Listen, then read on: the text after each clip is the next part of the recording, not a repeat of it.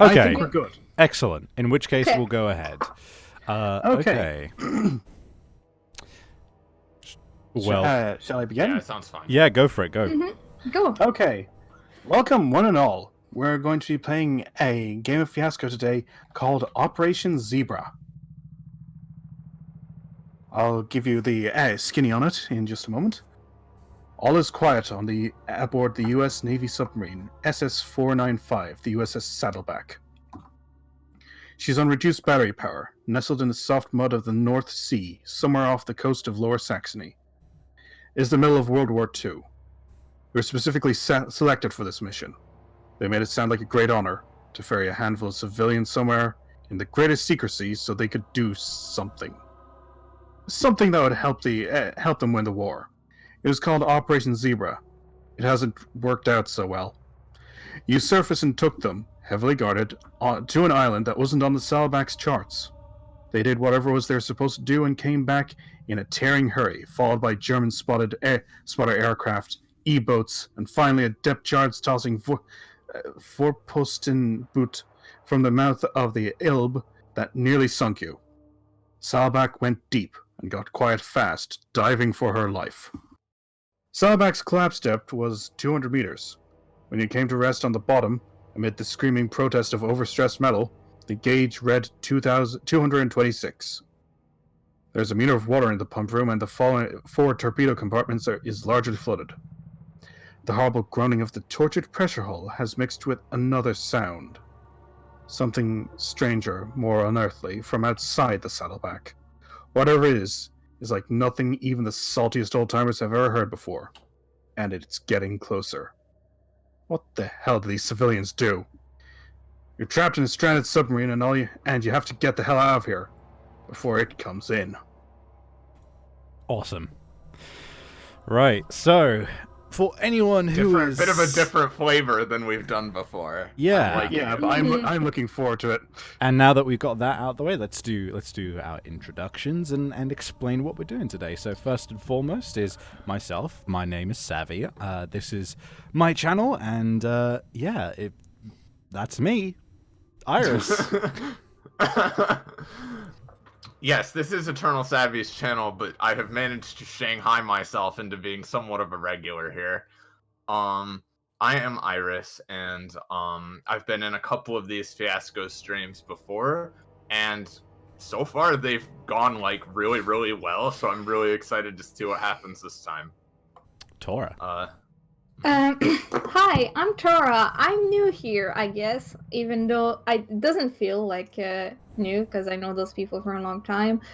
So people who doesn't know, I'm an artist and I do art. So if you are interested, I can maybe send my link on my Twitter or Tumblr on chat. Yeah, so. feel free. Feel free to Thank you. chill. Go ahead. And Cod. Hi, I'm Cod. They found me in the vents one day and they haven't been able to get me to leave. Which is weird because, like, how did you even get there from the ocean? But, like... I mean, the torpedo place. Yeah, he's in the flooded. torpedo bay. Yeah. They keep trying to fire me out, but I keep coming back in. Well, It's like a game of fetch, except I am the ball. and Except we actually love and appreciate God of Wisdom in all things. Oh, exactly. thank you. But no, I'm God of Wisdom. I turn up here occasionally.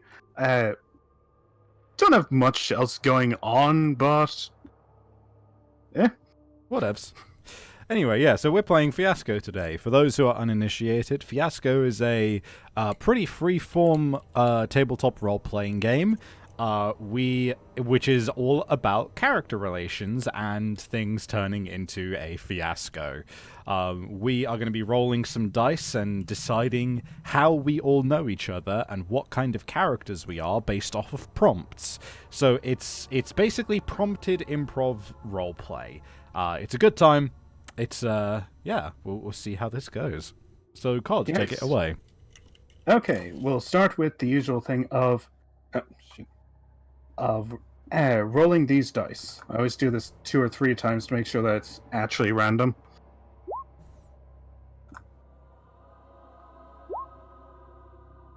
And Alright.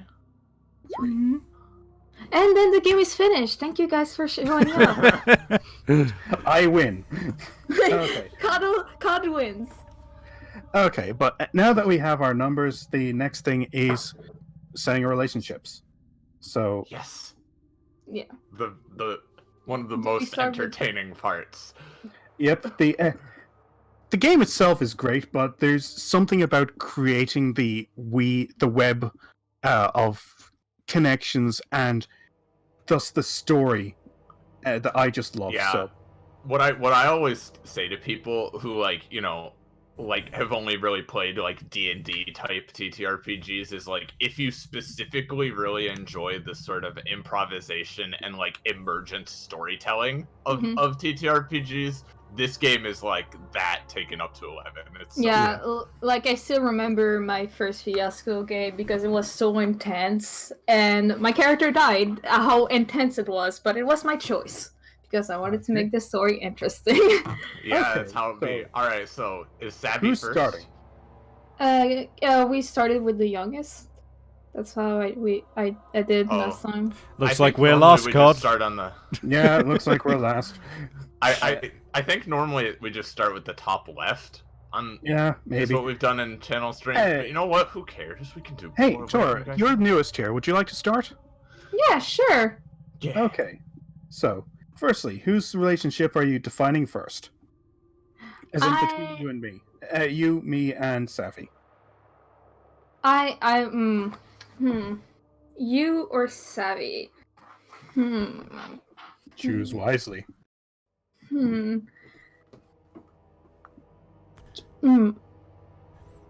COD. Okay. So you have the relationships up there. So, what is the connection between us? There are a lot of interesting ones Hmm. here. And if I'm not, I'm wondering between two.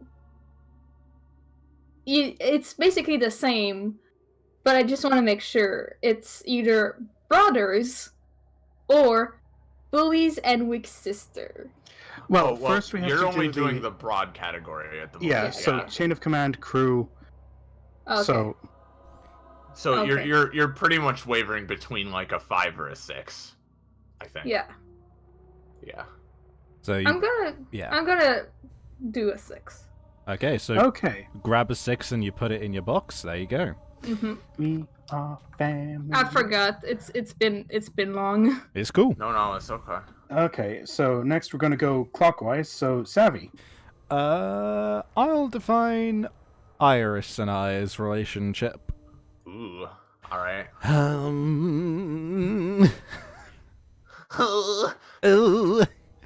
Let's go with. I'm not even into this.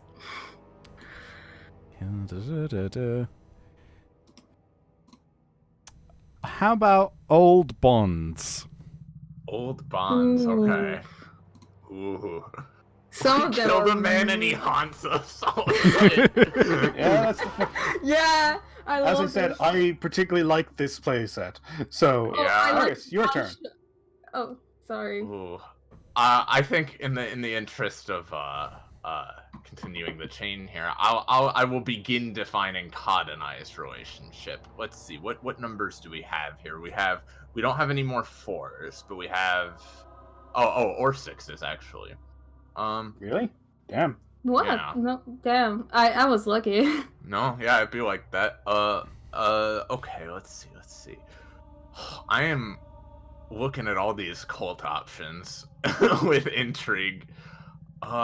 Same. Let's be.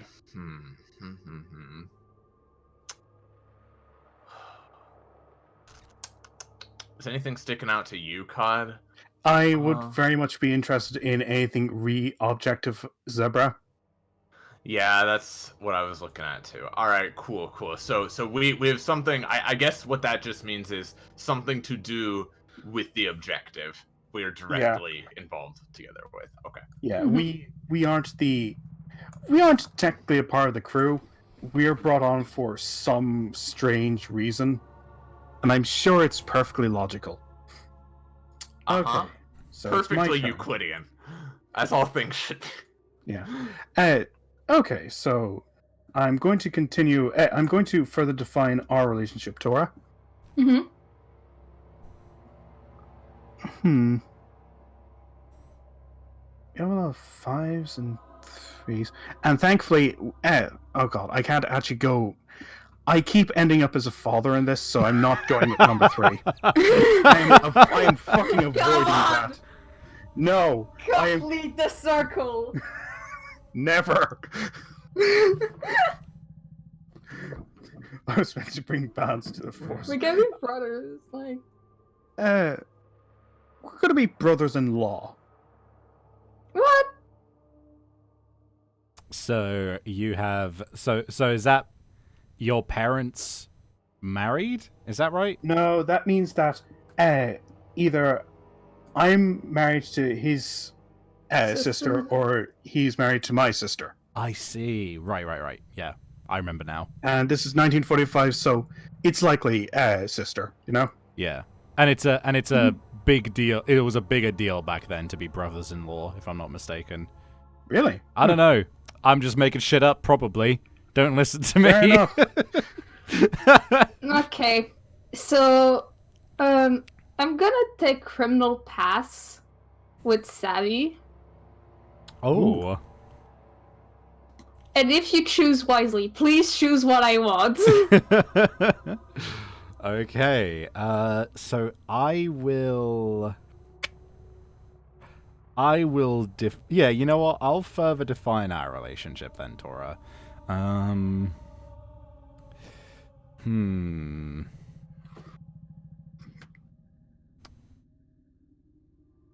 Are you thinking 5? No, no, Why would you not think 5? no. What are you hoping for? Just tell me. 3. Bully and weak sister. Huh? Then I would What? be the weak sister in that case. No, I want to be the weak sister. I want to be a weak bitch. But then we can't be brothers-in-law. I guess we could go siblings-in-law or something. I don't Yeah, know. we can just I'm bringing everybody to become a family. That's my goal. Oh god, no! Hold on. How would that? Okay, if that's your sister-in-law, then that would mean that you're. We could have like a sister in common, Savvy, and Cod is married to our sister. Yeah. So if I'm not mistaken, I think you can still be. Cod can still be your brother-in-law if Tora's sister is. Can we change gender? I don't want to be a girl. Oh, you can be a so you guy want to then. be bully and weak brother. Yes. Okay, yeah, that's fine. I'm fine with that.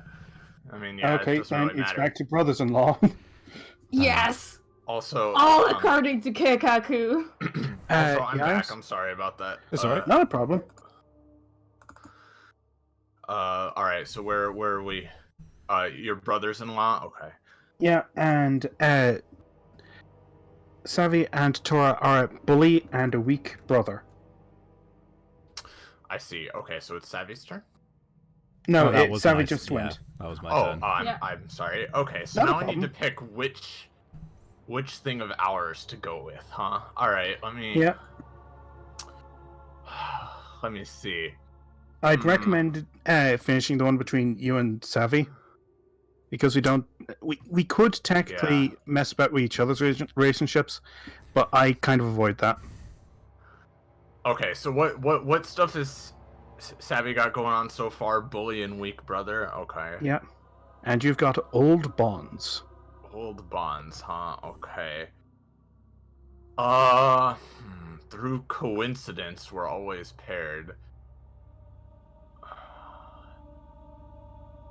Shipboard enemies, shore-leave friends, huh? Okay. I mean, I keep looking at that we killed a man and he haunts us option, like That was great. that's definitely one of those ones where if you put it in there, it's gonna spice up the plot quite a lot. All things considered, I if you do go for that, I kind of wish Tora and Savvy were murderer and the guy he thought he killed.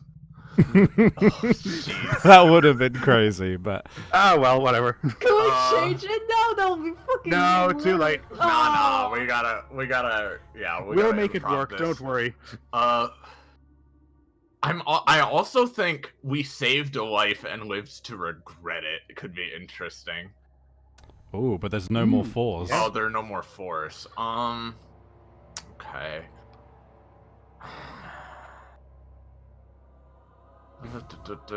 Rivals in love is obviously a great trope, but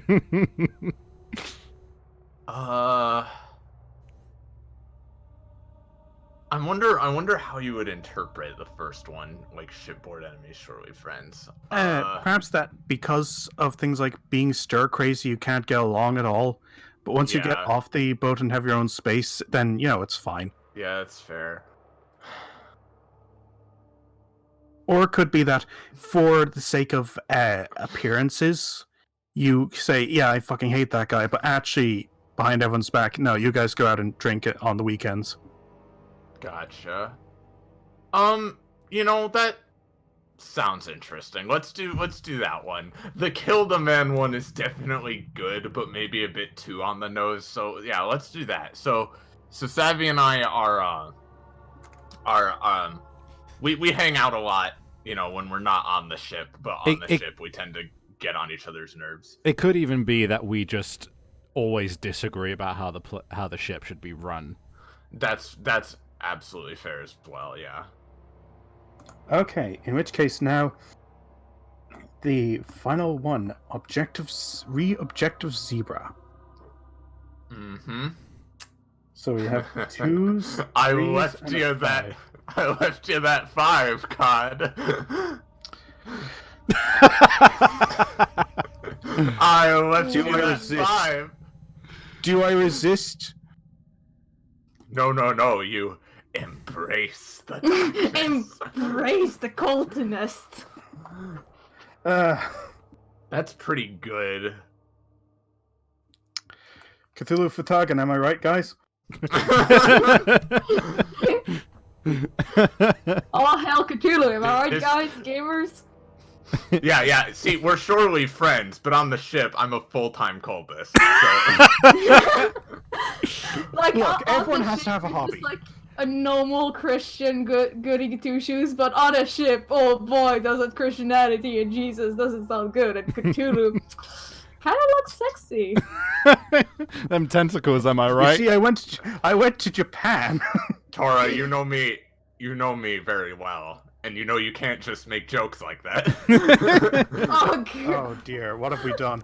Okay, but next up we have the something slightly different. We have needs, objectives, and a location. You mean So- objects and locations? Objects, yeah. To Yeah. finally take care of, oh my God. Yeah, needs are great, which is why there's always 2 of them. So, Tora, you Oh, get God. to choose. Oh, I need to open those up. Hold on. Yeah, Yeah. you get to choose whether you get to choose both the need and the need, object, or location, and the first category. What's in the fucking box? I love what this the fucking bug, but I'm gonna get needs and 2. Needs between who? Needs between Like between you and Savvy, or you and I? You know what, Cod? You're my brother-in-law. I want to impress you. Okay. Oh,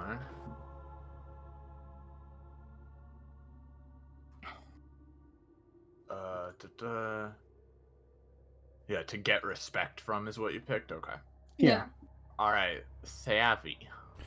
Sorry, I'm being a perfectionist about my organization. Bear with me one moment. Sorry. Oh no. Okay. All right, so I get to pick a need, a location, or a object. An object. Yeah. And decide if it's between me or Tora. Let's go with Iris again. Keep that cycle going. Okay. Okay. What was that? A need? Object. interject. Why not? Okay. There are explicit flashbacks in this module. Just because, of course, we're on a It's a Naruto episode. And it's also because there are very limited options for where you can go. So it is important that you use flashbacks, occasionally. What's missing and unaccounted for? Pills. half Lots the of boat's pills. food. There's some good stuff in missing and unaccounted for, so I'll take missing and unaccounted for. Okay. Lovely, lovely.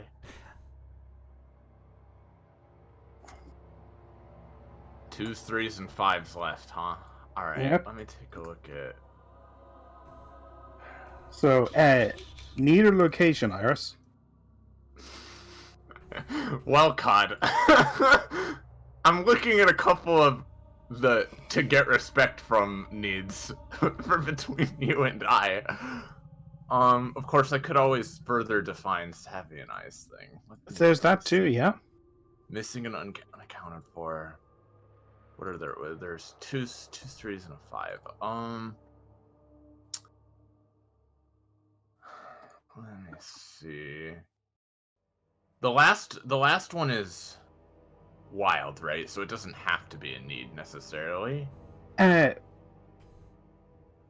No, the last die is wild. Oh, I thought the last relationship type was whatever. Technically, we could have 2 objects, 2 locations, or 2 needs. It generally recommends 2 needs, but if you do desperately want an object, then that's fine. Cake and Pals, thank you very much for the 100 bits. Yeah, thanks. Thank you.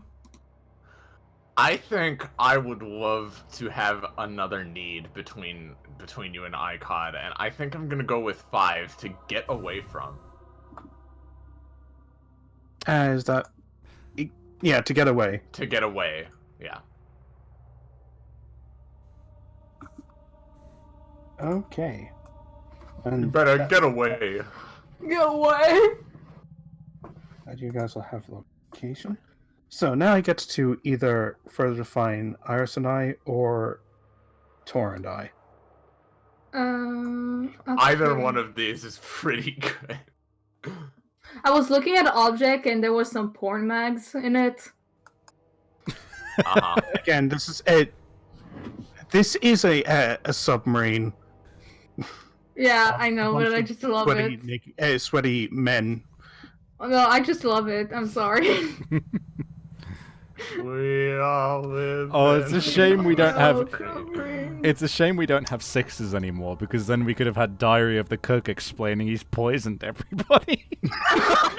Ah, that would have been That really required 2 good. 6s, but at the same time, that's fucking great. I mean, we can overrule the dice if we really want No, to. no, but no. Let's see if there are probably other good ones. There's Now- erotic magazine noted in codes. What? It's in Braille. Oh no! It's for a blind man. You know what? I'm going to...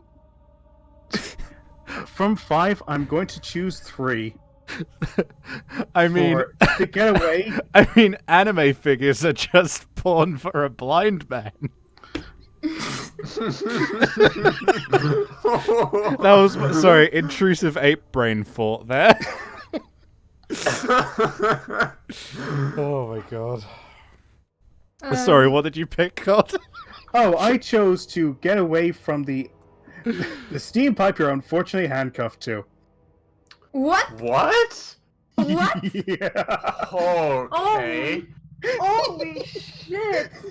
That's getting intense. So one of us is already fucked, Well, potentially. or both of us. Oh, I fucking love this game. So does that So mean? dumb. So that means that one of you is cuffed to a pipe. Yes. Or Yeah. both of you. The Well, reasons no, I think for it's that. just one of us. Okay. Yeah. So, Tora. I just got a great image of just handcuffs on a steam pipe, and it's just a fish And attached to. respect from, and the other one is either Dockmaster or the crew. I'm gonna choose the crew. So Get you respect need from the crew, to get okay. respect from the crew. Fair enough. Okay, Okay. Savvy. I guess. You know what? So how? So this is something I gotta ask because I haven't defined a thing between Tora and I, but I Yeah, only I was have just one going to selection left.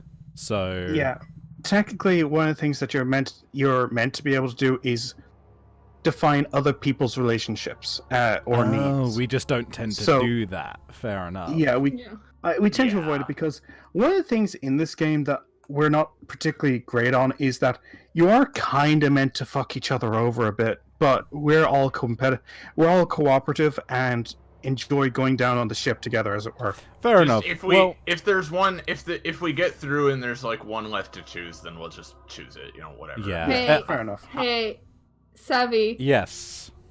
There's something that might be interesting.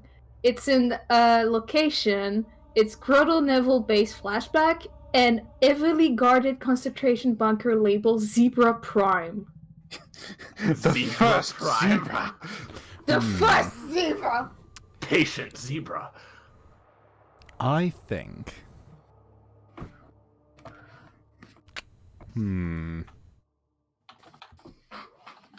We don't have a lot of choice. Yeah. So I think what I'll do,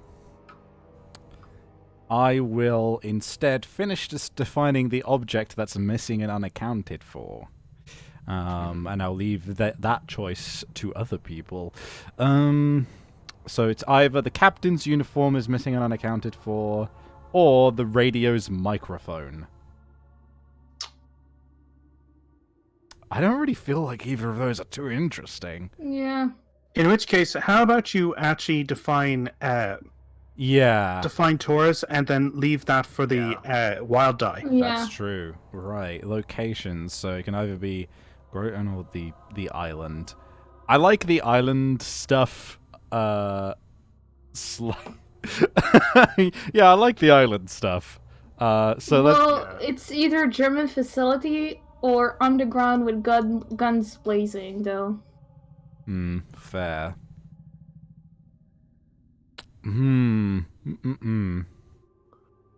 How I would still- you guys like me Yeah. to roll these 3 die one more time?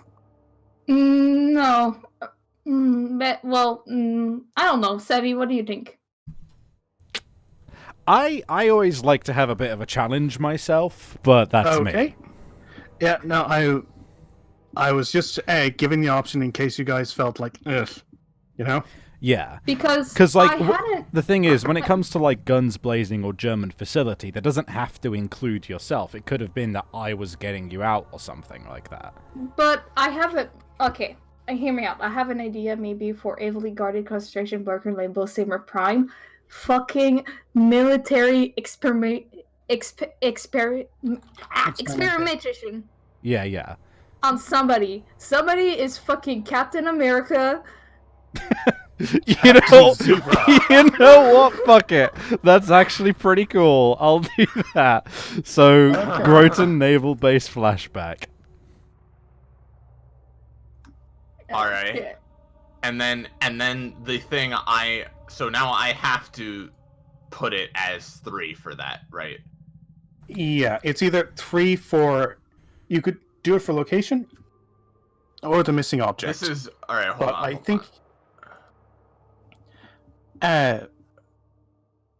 yeah, but I think I almost kind of want you to have the wild die for the missing and unaccounted for one, simply Yeah. because there are more interesting ones there. Yeah. But if you'd rather do it the other way around, that's totally fine too. No, I'm good with either. So if you think that giving it the wild die would be the best option, then absolutely go ahead.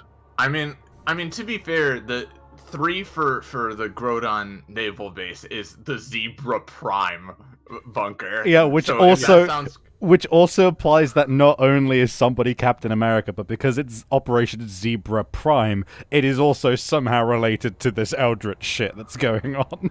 Yeah, I feel like if you and Tora are fine with that, then I will happily do that for you guys. Yeah.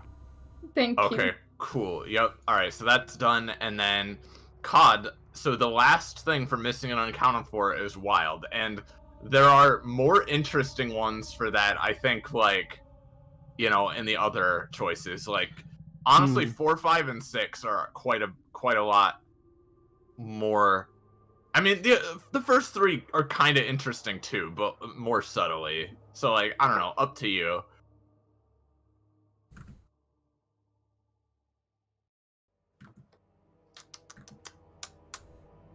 You know, I think 6, because of the fact that That's pretty good. Yeah, that's the one I was looking I at. hear a sigh though. No, it's good shit. Okay, because just things like half the boat's food supply implies that we're going to last that long. That's very optimistic. Again, if we are cultists and we have the weapons locker, that is real suspicious. Well, no, it's between you and Savvy. Yeah, it's between me and Sav, and And I I- don't know so- who's military and who's civilian. And I yet, think it's so- implying not that we have it, it's implying that we don't know where that is. that is also true. Ensign, where's the weapon locker key? Oh, it's right here, sir. Shit. Uh-huh. Okay, so we've done it all. So now we need to actually decide who the fuck we are. Okay. Do we want to change up the music? Okay, what else could we do, maybe?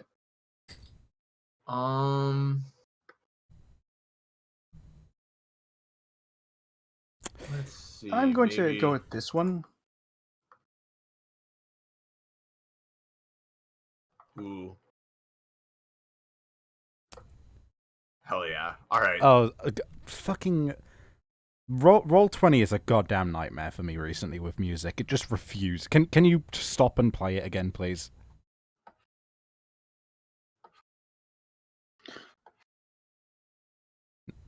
Nothing. Excellent. Let me refresh. Oh man. Yeah, Roll20 has been glitchy with that.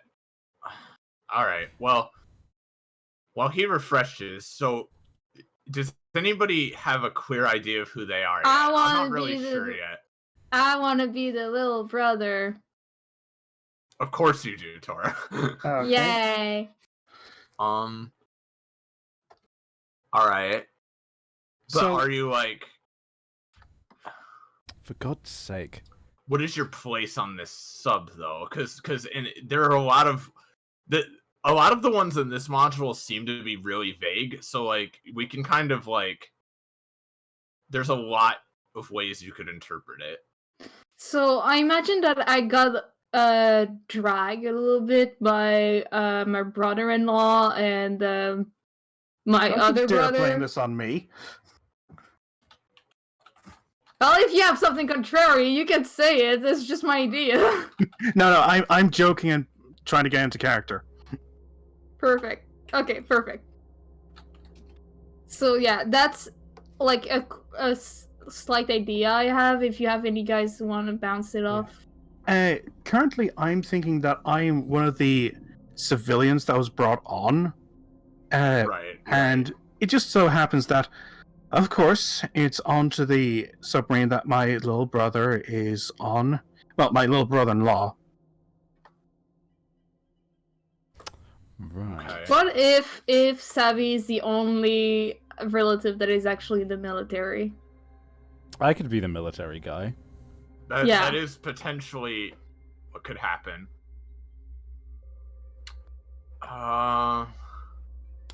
So let me see here.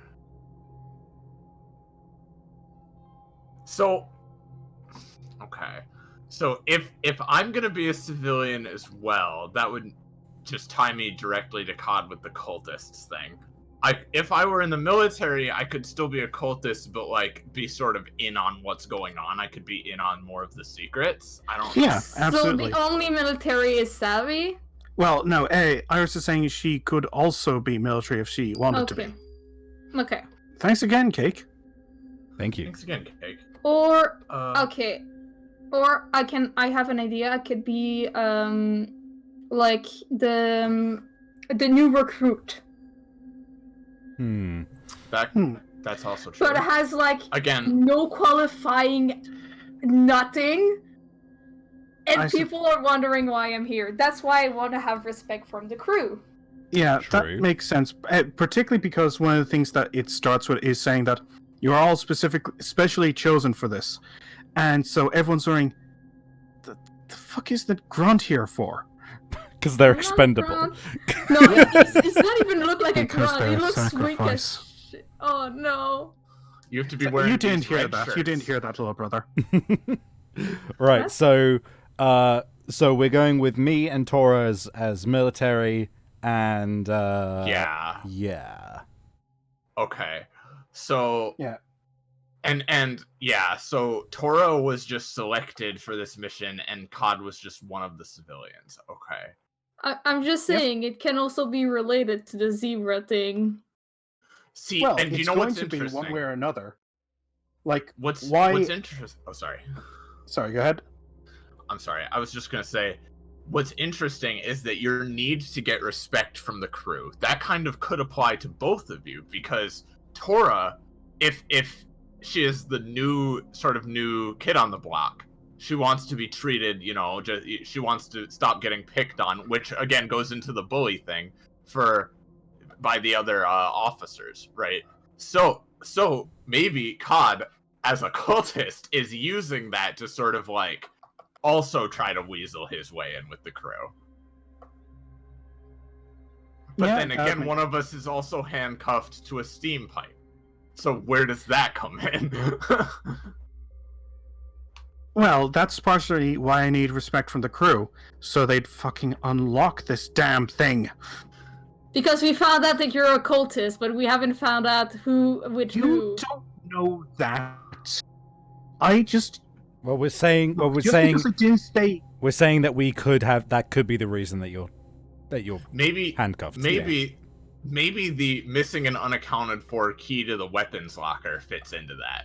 And you are under suspicion for some reason. Or Iris, Yeah. you're handcuffed to a pipe because you lost the weapons locker key. Or, That's also or fair. because we Well, but if I'm a suspect you. civilian, We suspect you of having lost you it suspect or I stolen took it. it. Yeah, no, that makes sense. Yeah, all right.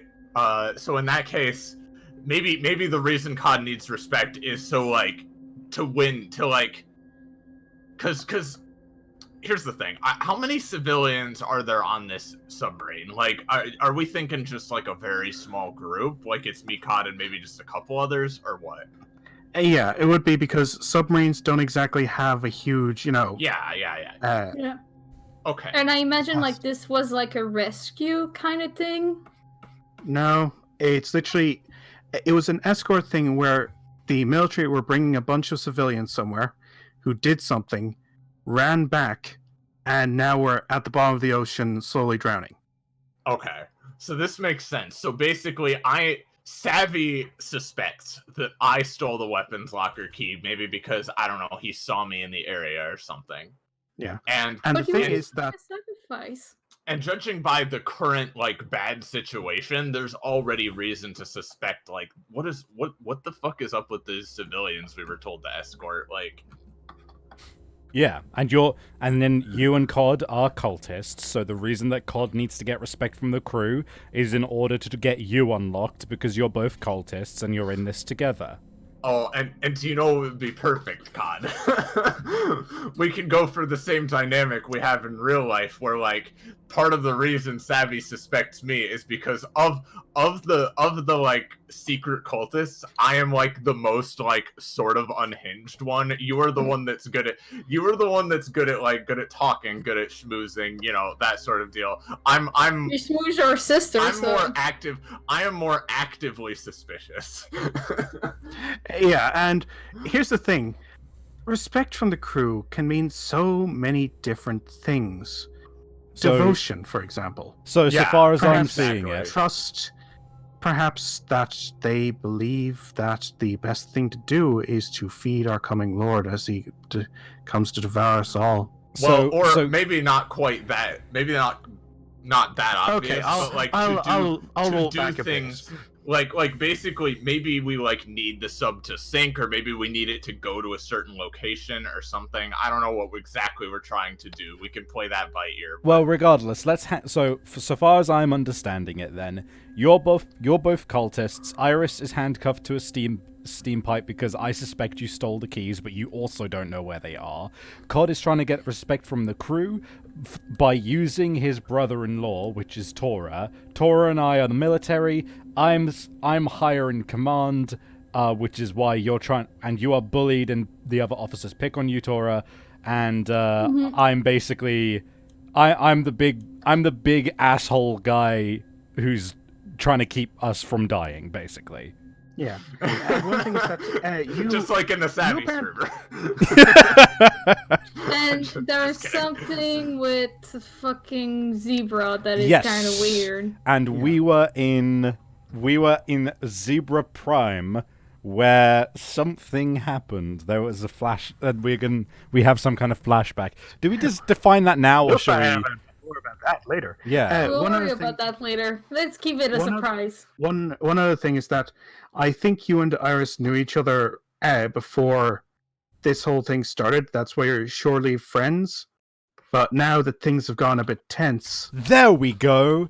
We used to be friends, and now since we've been on the ship, you're being all weird and cultisty. So like, I'm like, what happened? That kind of thing. Does that sound Is that good? between? That's between us, Iris. Yeah, Yep. okay. Shipboard So, yeah, enemies, we- surely friends. Yeah, I actually forgot about that relationship. Yeah, I thing, did that's as right. well. But it works. Maybe, maybe in that case, well, no, that wouldn't make sense. But okay, It's so saying we used to be friends. We were friends when we were Yeah, on the yeah, shore, yeah. and now we're enemies. So this all matches up. We've got it. yes, Yeah. okay. so I think Lovely. we're we've ready. got this worked out so far. Okay. In which case, all that's really left is names. Yes, chat. If you have any suggestions for names, feel free to throw those in. Basically, again, to recap, Savvy is kind of like, I'm imagining sort of the grizzled veteran military guy. Tora is new boy on the block, military boy, who is related to COD. COD is a civilian who is like the more sort of well-spoken, charismatic cultists. And then I am an old friend of Savvy's who is now kind of acting a bit more suspicious and like is currently handcuffed to the ship. Right. I think I'm gonna be. Oh, man, Johnson.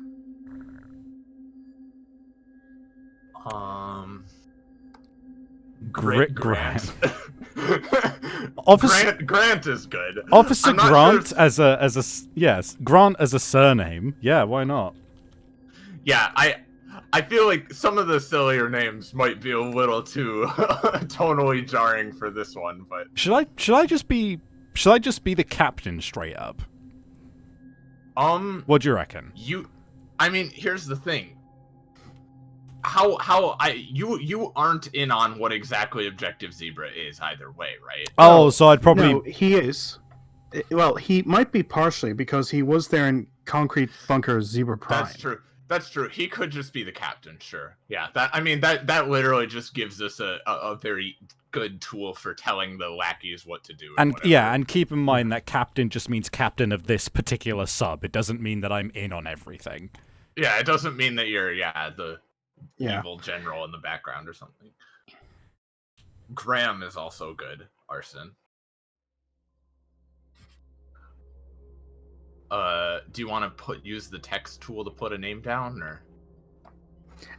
You could either rename your icon or your name in Roll20 if you like. Yeah, it's fair.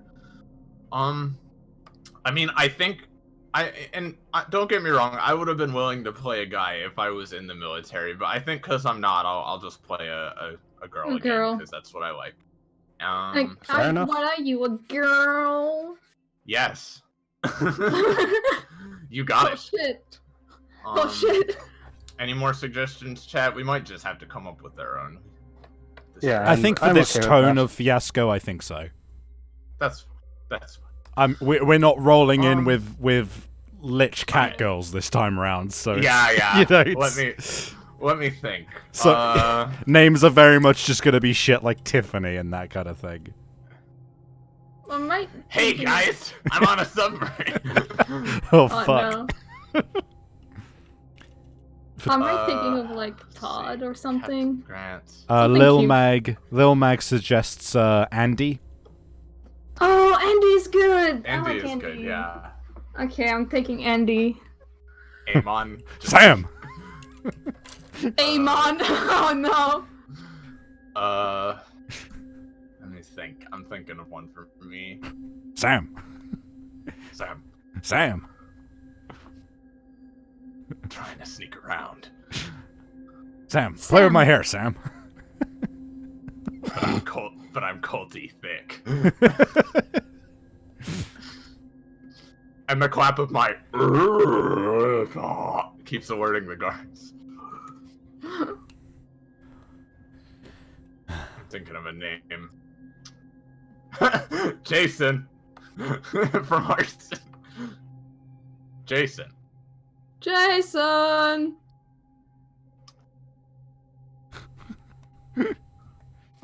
Sean. I think I'm gonna go with this name. There we go. Heather. Heather. Norman. Sorry, I'm a fan of the musical. And then for you, Cod, have you thought of anything? I'm Norman going for with Cod James. could be good. Oh, James? Okay, cool. Something just And Tora, you should probably have a surname as well, just so that I can, refer What to you is as the private. surname? Last name. second name, family name. Oh wait, okay, I wanted this. Oh. I'm not good with family name. Please, chat. So Anderson. are you Ford. Yeah, are you Yeah, Andy Anderson. That's a good name. Andy Anderson? There's Hey. a reason why you're bullied. Oh, that's not nice. Talk about yes anding, am I right, boys? God. Right, Andy Anderson. Private Anderson. Right. Okay. Private Anderson. So, don't forget to rename your name in Roll20 yes. as well. I will also do So, that. Cod, remind me how the black and white die work again. Okay, firstly, let's actually all put our die back in the center now. Mm-hmm. The way it works is that we take it in turns to make scenes. Now, we have an option of either setting the scene or resolving the scene.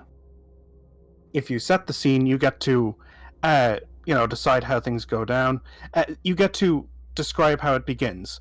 But someone else, and this can be anyone else, will slip you a die to tell you whether it's a good or bad ending. If it's a black die, it ends poorly for you. If it's a white die, it ends positively for you.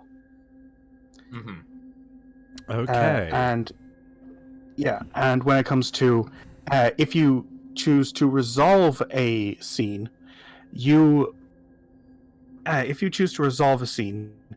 everyone else will go about setting the scene for you, but you get to choose what die you get.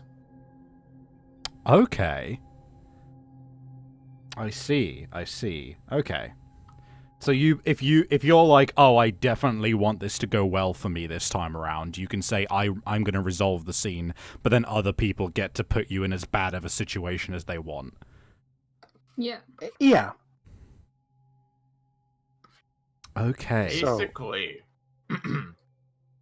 All right. And again, we're not doing the thing where it's like, oh, I'm gonna screw you over. It's just we just want to tell the best story. I mean, let's be real. Yeah. Okay, so in that case, who should we start with? We started with Tora for the relationship, so we can start with her again. Do you guys want to set up the scene? Okay, so Yeah, all are right. you asking to resolve? So that will mean that you resolve the scene. Yeah. Okay. I don't think we should do the flashback instantly. No, I mean, unless you guys think that'd be good. A flashback at the start is just a prologue. Yeah. I mean, unless you think that'd be good for easing into the sort of. No, I think we'll come to that. We could allude to it throughout. Go on. I have an idea for the beginning. Okay. Literally, we could do it as a kind of intro. We have started to dive. We are under the sea right now. We're currently at something like 150 meters down, and things are starting to get strange. We can still hear the sounds of.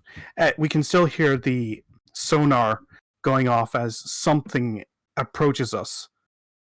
And it's probably a torpedo. So we need to go down further and further and further.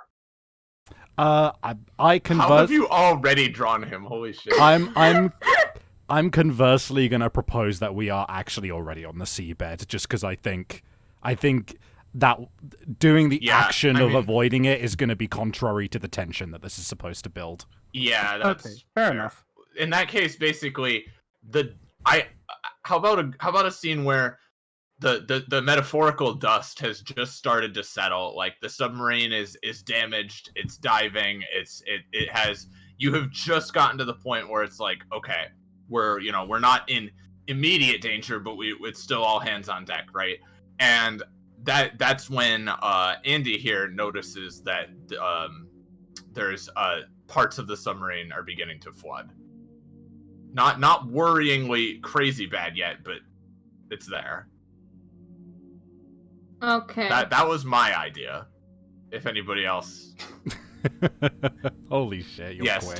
Tora has drawn her boy already. He is very good. I'm fast. So, which one do you guys want me to begin with? So let me step in at this point then, because we're all setting the scene here.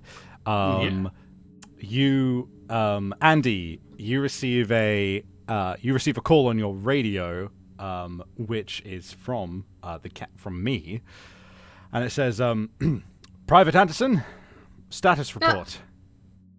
Yes. Do I notice that the Yes, the place is flooding. yes. Oh God, I don't know what to do. It seems like the pipes are starting to flood with water. I've gathered that much, Private Anderson. I need to know which chambers. I look around. Chamber 2. The torpedo chambers. Right. I'll be there shortly. And he puts the radio down and eventually makes his way to the cockpit. Shall we say that Heather is handcuffed in the cockpit to one of the steam pipes? Sure. I'm so bad with submarine terms. I don't even know where precisely that would be. Don't worry, I doubt it's even called the cockpit or whatever, so it's fine. Yeah, it would be the bridge, the potentially. bridge. Maybe, You're in the As bridge. long as I'm watching, you're fine. How about this? Can it be an area where like, I'm thinking of like, near the front where there's that circular sort of window you can see to the outside too. I just want to be near a window of some kind because I feel like that's cinematically appropriate. Okay, and we'll say that's and somewhere it's on just the bridge pitch or black whatever. out there. Okay. Whatever. We'll wishy-washy on that. Yeah, stuff. so I think we meet on the bridge, and I take a look, and I'm just like, well, this isn't good at all. Oh, can I do anything? I have like a small knowledge of engineering. If that could be useful. We have engineers for that, Private. Oh, yeah, of course. I just wanted to help. I'm sure we have plenty of assistance down there as is. Speaking of which, he calls in on his radio. Engineers, what's the status? Yes, sir. What's the status report of the engine? Currently holding stable, but we're trying to keep. We've got down to a quiet hum, sir. It might take a while for it to. Started back again. Well, another engineer chimes in. We're probably gonna need to keep diving if we're gonna avoid what was it again? The U-boats, though.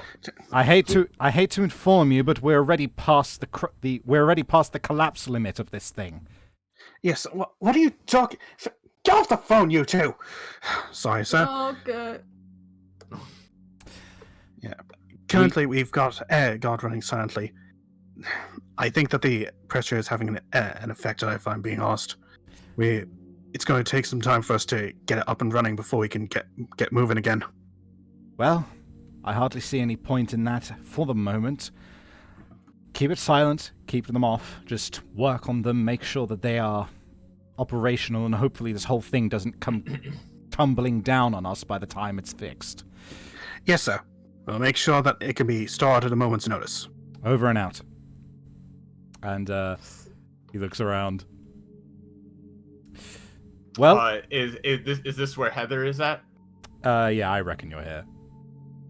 I think that Heather is probably just like, it's hard to get into a comfortable position when you're handcuffed as you are, but she's just trying to like stretch out, trying her best to like, keep limber even in this situation. And she's probably just idly just staring out the window into just the nothing outside. Should we bring like a pillow for them? That might be more comfortable. They're chained up for a reason, Private. We don't need to make our prisoners comfortable, even if we In do any know case, them. I don't believe that you have many pillows on this tub. James has turned up. I'm sorry, Captain, but why have you got my subordinates chained up here? Oh, your subordinate. Is that I've been right? wondering that myself. Well, I would have more than one reason, but the prime one being that we have no access to our weapons, and I highly suspect that this one might be responsible. He looks at Heather with a glance of recognition, since we do know each other. And kind of goes, until we have found the keys, I have no intention of letting her go. Well, isn't it that, like, I don't know, unhuman? Like, we should, like, find them guilty before being in prison? Oh, don't worry, Private. I've suspected that Grant is not a human for a very long time. She says with just kind of a sarcastic smirk. He shoots you a dagger glare, a glare like daggers, and just goes, well, we are in international waters, so as far as I see it, there is no trials to be had. I'm being merciful by chaining her up until we get to the surface where she can be trialed properly. Ah, yes, because you would have shot her. Oh, wait, no, you can't, because you don't have access. In any case, Captain, why would you need access to your weapons down here? And more importantly, it's not why as would though there's going to be need a boarding access to party. them? I want to get out of here the same as anybody else. He looks to you and just says, and leans into Anderson, and just says, to the others he first says, "What? I'll explain myself in a moment," and leans in. Private. Mm-hmm. Yes, sir. Not so loud. Those okay. Those radar readings. Yes? Are you sure they were correct? You're sure what? Are you sure they were correct? I think so. I don't think they will bug like this. He kind of nods and looks up and says, I have my reasons that we may very well need our weapons soon. None that civilians need to know of. Speaking of which, I hardly think it is any kind of protocol for civilians to be on the bridge. It's fine. I know him. You do? And how would you know, James? He's my brother-in-law. Married to my sister, and he stands up and kind of just very, very pointedly rolls his eyes and looks to James and goes,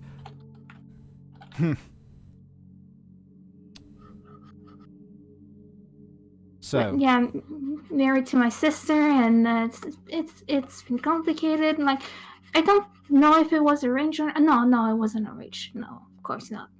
She was supposed to marry somebody else, but then she married him, and intriguing, Private, that you would be that someone would be marrying into your family who is so specialized in their supposed skills. Not just anyone was selected for this Operation Zebra. Yeah. James. My wife's tastes aside, I believe that you have told me that I should leave. Is that correct? I think that... You know what? No. We're in a situation here, and I suspect that it's very well to do with something that happened on that island. So, as captain, I want to know, what exactly did you do up there? And what exactly do you have need to marry into one of my private's families for? Seems awfully coincidental to me, James. I am shocked, sir. Do you not believe that it was... I believe that it was true love at first sight. I'm sure that Mary would believe so. Well, she did say that during her marriage vows. I always get so caught up in the coincidences, Grant. It's... Not everything has to be some massive conspiracy, you know? I know more than anything that coincidences don't just happen, not in our line of work. I've seen plenty of times, and he side-eyes Anderson ominously. I've seen plenty of instances where right place at the right time means someone was ordered to be in the right place at the right time. Military precision. If only the entire world worked on such wonderfully normal laws. But unfortunately, coincidence rarely allows for everything to go exactly as foreseen. I will just throw out there. Don't forget, Tora, that you get to decide how this scene resolves for you. So you get to pick the dice at any time. But he looks to James and says, coincidence or not, something's going on here. And he looks to... Well, your submarine's sinking, for one. Maybe you should focus on that instead. Something beyond that. I believe it's already sunk sufficiently. Got him.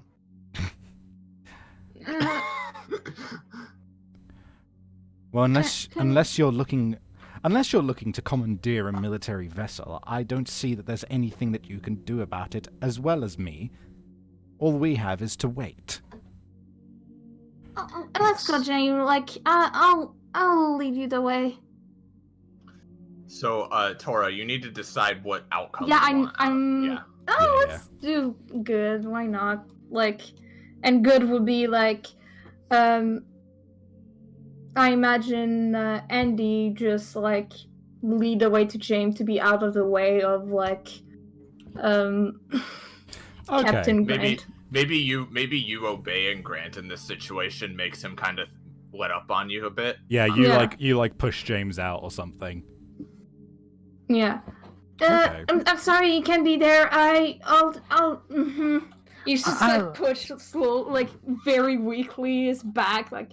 Sorry, it's reserved for personal. No, I understand, and I was going to go back to my cat. Well, I called my cabin my corner anyway. Oh, okay. Captain Grant eyes Private Anderson with a little bit more respect and says, "Well done, Private. That conversation was getting on my nerves." Oh, yes, sir. As you He, were. like, awkwardly salutes. And, Private. Mm-hmm.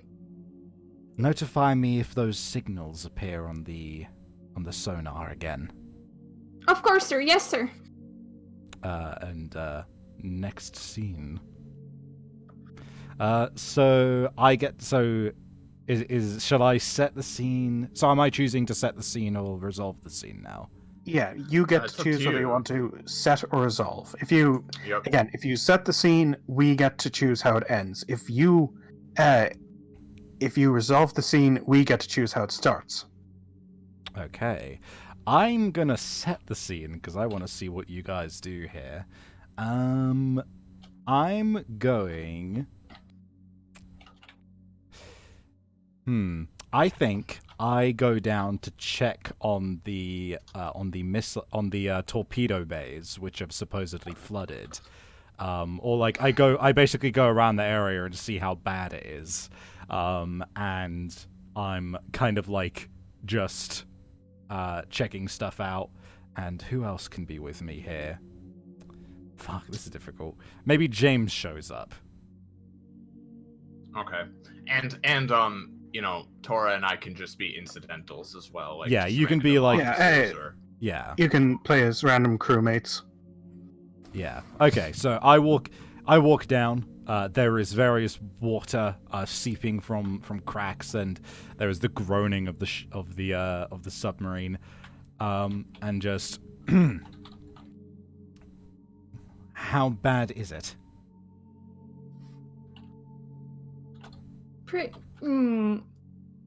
It's pretty bad, but could be worse. Not sure about that. Pressure's entirely gone from Tube 1. If we even attempt to open up, we're going to flood this entire room. So no air. There's no air. Just fully flooded on that one. Yep. We can...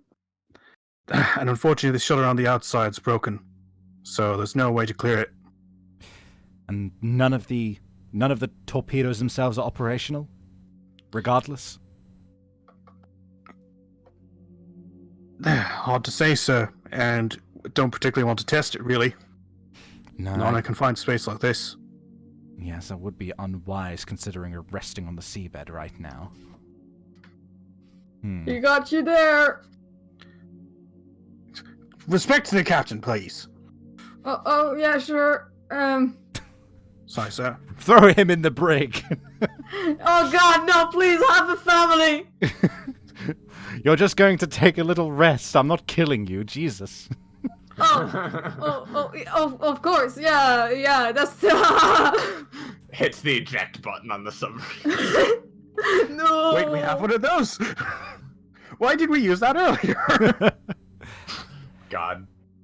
How is the...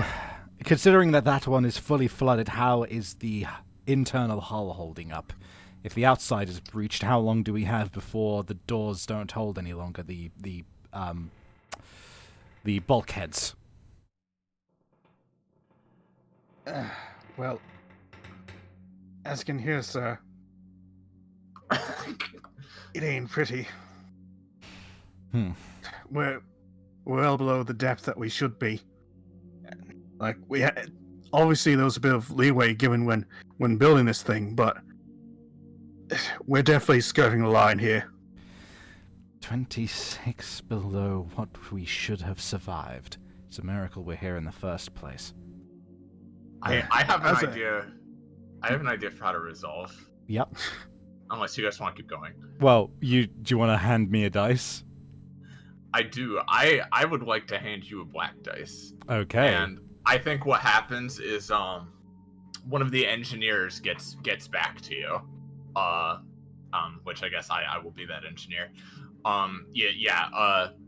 Captain, as you're talking about this, you get a thing on your I assume walkie-talkie would be what it is. And it's one of the engineers who's like, Captain, I got Yes. some good news and some bad news. Give me the good news first. Well, the good news is we've taken a look at all the different chambers on the sub. None of them are leaking too badly, and what was leaking we've managed to patch up, at least for the time being. Still, we should try to surface as soon as possible. That much I do know. What's the bad news? Well, that's just it. We've examined the engine several times now, and mercifully, thank God, it seems like it hasn't been too damaged in the fighting. But we're trying to raise our we're trying to raise above the 200 meters, and it's not working.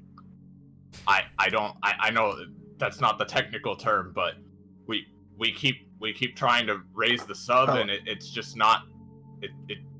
I don't know what's going on. We're gonna keep looking into it, but for now, we're gonna have to just hope this thing holds. One problem is that the captain said not to do that shit. Oh, I thought he said to do it. No, he said to keep things still, if I remember correctly. Yeah. Yeah. Well, but like we But what does you know? we really? well, basically, I thought we wanted to at least go up above like the danger zone, like not surface or anything. But Here's the thing. The reason why we're at the bottom of the seabed right now is because we're trying to go silent. Because above us is an entire fleet of Germans who are ready to blow the ever-loving shit out of us if they even notice a blip on their how about this? Instead, how about instead the bad news is the engine was a bit damaged. We're gonna work on fixing it, but no promises on when. Basically. You okay with that, Savvy?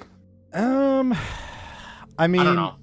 Well, okay. I think Because I was trying to come up with no. more of an Well, here's the explanation thing, for right? Personally, I see the dice resolutions as being I personally have something bad happen to me.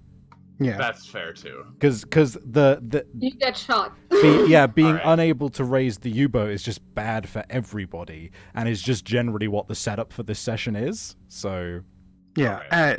So, for example, there is a sudden click, a pinging sound, and you're struck in the back by a loose rivet that just came out. From that Okay. rivet is a torrent of water shooting past in directly at another crewman who desperately tries to patch it. okay, there we go. So I'm injured now, basically. Yep. Yeah, I get ping. The rivets strikes me in the back of the head. I feel lightheaded for a moment before I recollect my senses, and then I run out of the room. And I think what I do is the thing that is bad as well is I lose some respect for the crew because I seal a bulkhead behind me, and I leave that crewman to die and drown. Oh Jesus! Oh my okay. god. Welcome Don't to worry, sir, I Fiasco. got this. I got this. I got this. Yeah, so I seal the bulkhead Okay. behind me, and then I kind of just look, and everyone's like, the whole crew has just seen me do that. No, hey. Yeah. The The- crew. actually, that part of the boat is abandoned, except for one person going, well, I didn't expect that from you, Captain. James, Yes. I'm sure you can understand that we are under a lot of stress here. Yes, and trust me, I do understand that it was completely necessary. I say this while hearing the banging of the crewman on the bulkhead. He screams, becoming more and more fainter and fainter. Captain, can you throw me my life jacket? I completely understand the necessity. And don't worry, I will keep it between you and me. I think the captain just walks by you and gives you a cold glare. Don't worry, Andy was too busy. Didn't notice this. Don't worry, that guy could still be fine. You don't know. You'd have to open the bulkhead to find that out. Oh no, it's becoming the last. Squirter's bulkhead. Sure. Anyway, I'll be back in a second. Okay, well, Heather. it's time for Iris. Well, I mean, the scene is pretty clear unless we do a flashback of some kind. Well- But I'd be happy to resolve if you guys want to set. It is. I do have an idea. Okay. That you are still in the pipe, and the only guard you have is Andy. That's pretty good. Yeah, it's Andy's turn to that's pretty fun. All right, Yeah. Andy and Heather scene. Grant is probably getting patched up by the medical guy from the injury, so he's not around at the moment. I'll wait for Cod just in case he wants to jump in. Nah, it's definitively you two. Just go for it. Well, yeah, he can jump in later if he needs to. Okay. All right. Yeah. So, again, Heather is just, she's kind of trying to be subtle about it, but not really doing it. She's doing the thing where she's shifting her position a lot and sighing and groaning and kind of trying to massage her wrist a bit that's tied to the pipe. Playing it up a little. Yeah. A little bit, just so what do you guys do for fun on ships like this? Anything? Me? Well, usually we play cards or wrestling arms, but they never invite me, so. Oh, that's too bad. Why would that be? Well, I don't know if I should tell you that. I mean, it sure seemed like Grant has a bone to pick with you of some kind, but then again, he's always been a strict man. So Oh, no, I don't think it's like a bone. I just think that I, might have done something wrong in the past, and it's, Oh. Well, everybody It's makes nothing. mistakes, hon. well, he thinks I do them all the time.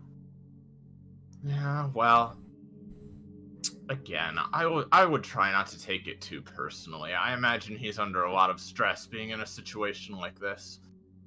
Yeah, and I try to help as much as I can. Oh, and I think you do a good job. Really? Yeah, I mean, I appreciated you offering to get me a pillow or something earlier. I don't really need one, but I appreciate the offer. Oh, you're welcome. That's the first time somebody said thank you. What? Oh. Damn. Jesus, kid. Kid got problem. You seem a little soft to be doing secret military espionage like this. I mean, no offense, it's just... Oh, no, everybody thinks like this. I think I know how I want to interpret a positive outcome. Mm-hmm. Let me think here. How do I want to go about this? I need to use my feminine wiles. That won't work on a small boy. Pull out your boobs. Put up like your legs, No. like catching a ride. No. You are on I a think pull she- at the moment. I'm sorry. I think she just says, so have you heard any more word on when we're supposed to be getting this thing up and running again? I mean, I would hope the Germans get bored eventually, right? I don't think so. This is just the worst. Oh, I'm At sorry. least I have someone. Oh no, I was about to say, at least I have someone nice to talk to for once. Really? All those, all those. That's the thing about military men. They're buff, they're strong, they know what they're doing, but they do get kind of samey after a while. You're different, you're fun. Do they? Well, people do call me different, but I don't. He starts blushing. It's good to, even in the darkest situations, keep just a little spark of kindness about you, wouldn't you say? Yeah, that's what I always say. Be kind to others. Mm-hmm. Speaking of which, could you do me just a quick favor by any chance? It depends. What is it? Let me think. I think what she's gonna do.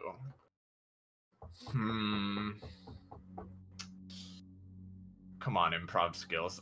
She's going to use her free hand to reach into one of her pockets and pull out a spare little well, actually, probably just a little notebook.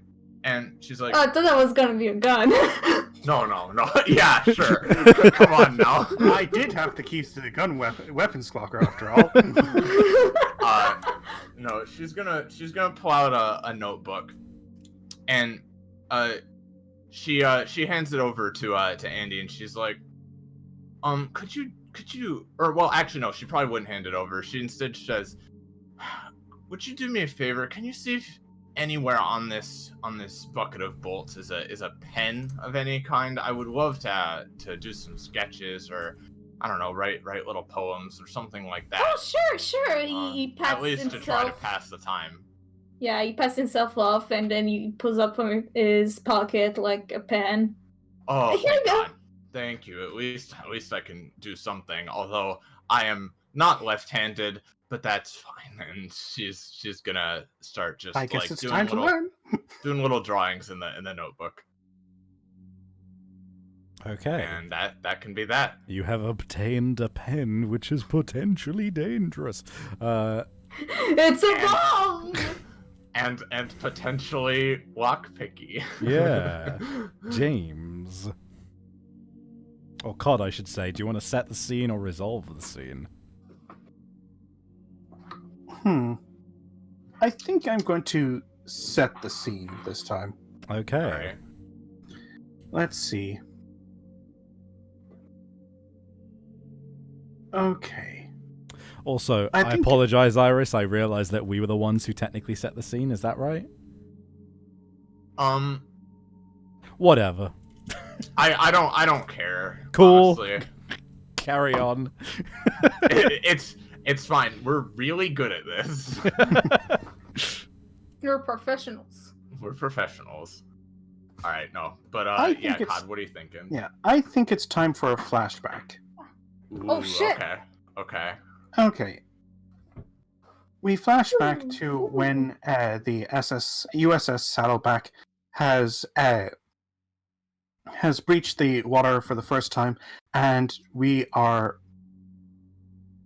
getting on the boat that was supplied to get us to the island. Mm-hmm. Among us are a few guards, including Captain Grant. No, wait, would the captain go ashore? I think he would on this occasion. Yeah, fair enough. Wasn't sure if he'd, because he's technically leaving the. You have a second in command who takes care of that. Yep.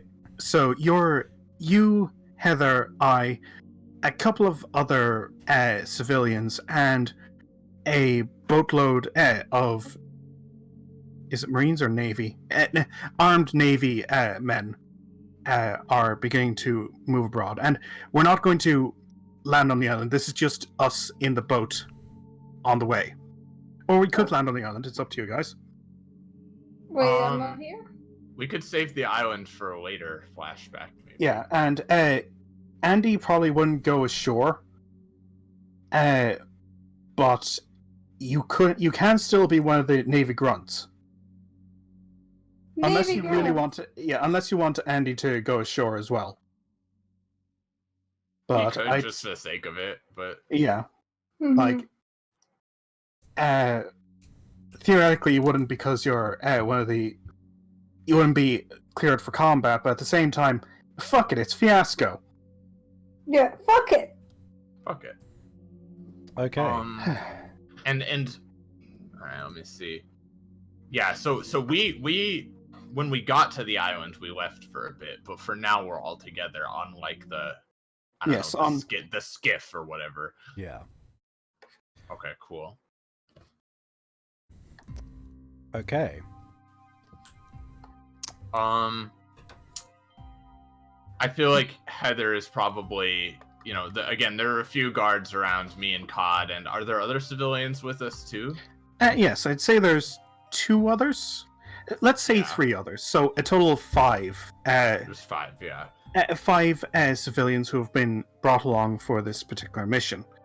We've all logged on these. A few of us have logged on big packages of material that we need.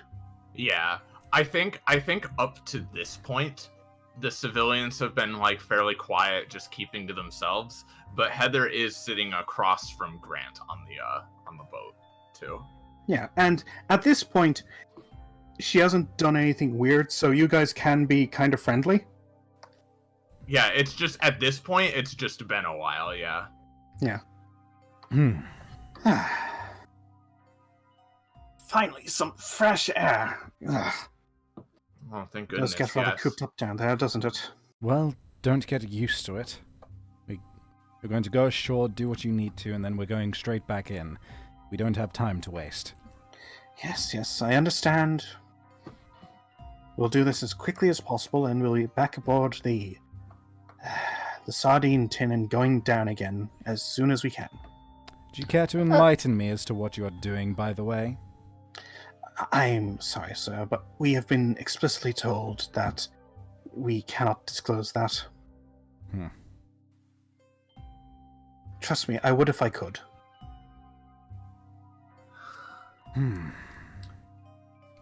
Well, let's just get this over with. Yes, let's. Heather, as they're going, Heather's kind of flipping through a book that she has with her, and she's sort of just like not intensely reading, but just sort of like flipping through it with idle curiosity. And the book doesn't really have any sort of stylized title or cover. It's just kind of just a bound book, and she kind of looks up at Grant a bit after a while, and she hasn't really. I don't think she's really said too much to him up to this point. They've just kind of like recognized each other and moved on. But at this point, she's like, "I know it's hard being out of the loop, Grant. You never did like that." Well, I would have probably picked a slightly different profession if I wasn't used to it or prepared to accept that that's the case. Not that I'm not trying. That's true. That's true. I'm always out of the loop. That's because you're a private. Oh, yeah, of course. Race through the ranks like I do. I should say. And maybe you'll get a little bit more leeway. Well. Okay, I don't plan it, but I will think Leeway, about that's it. such a you word.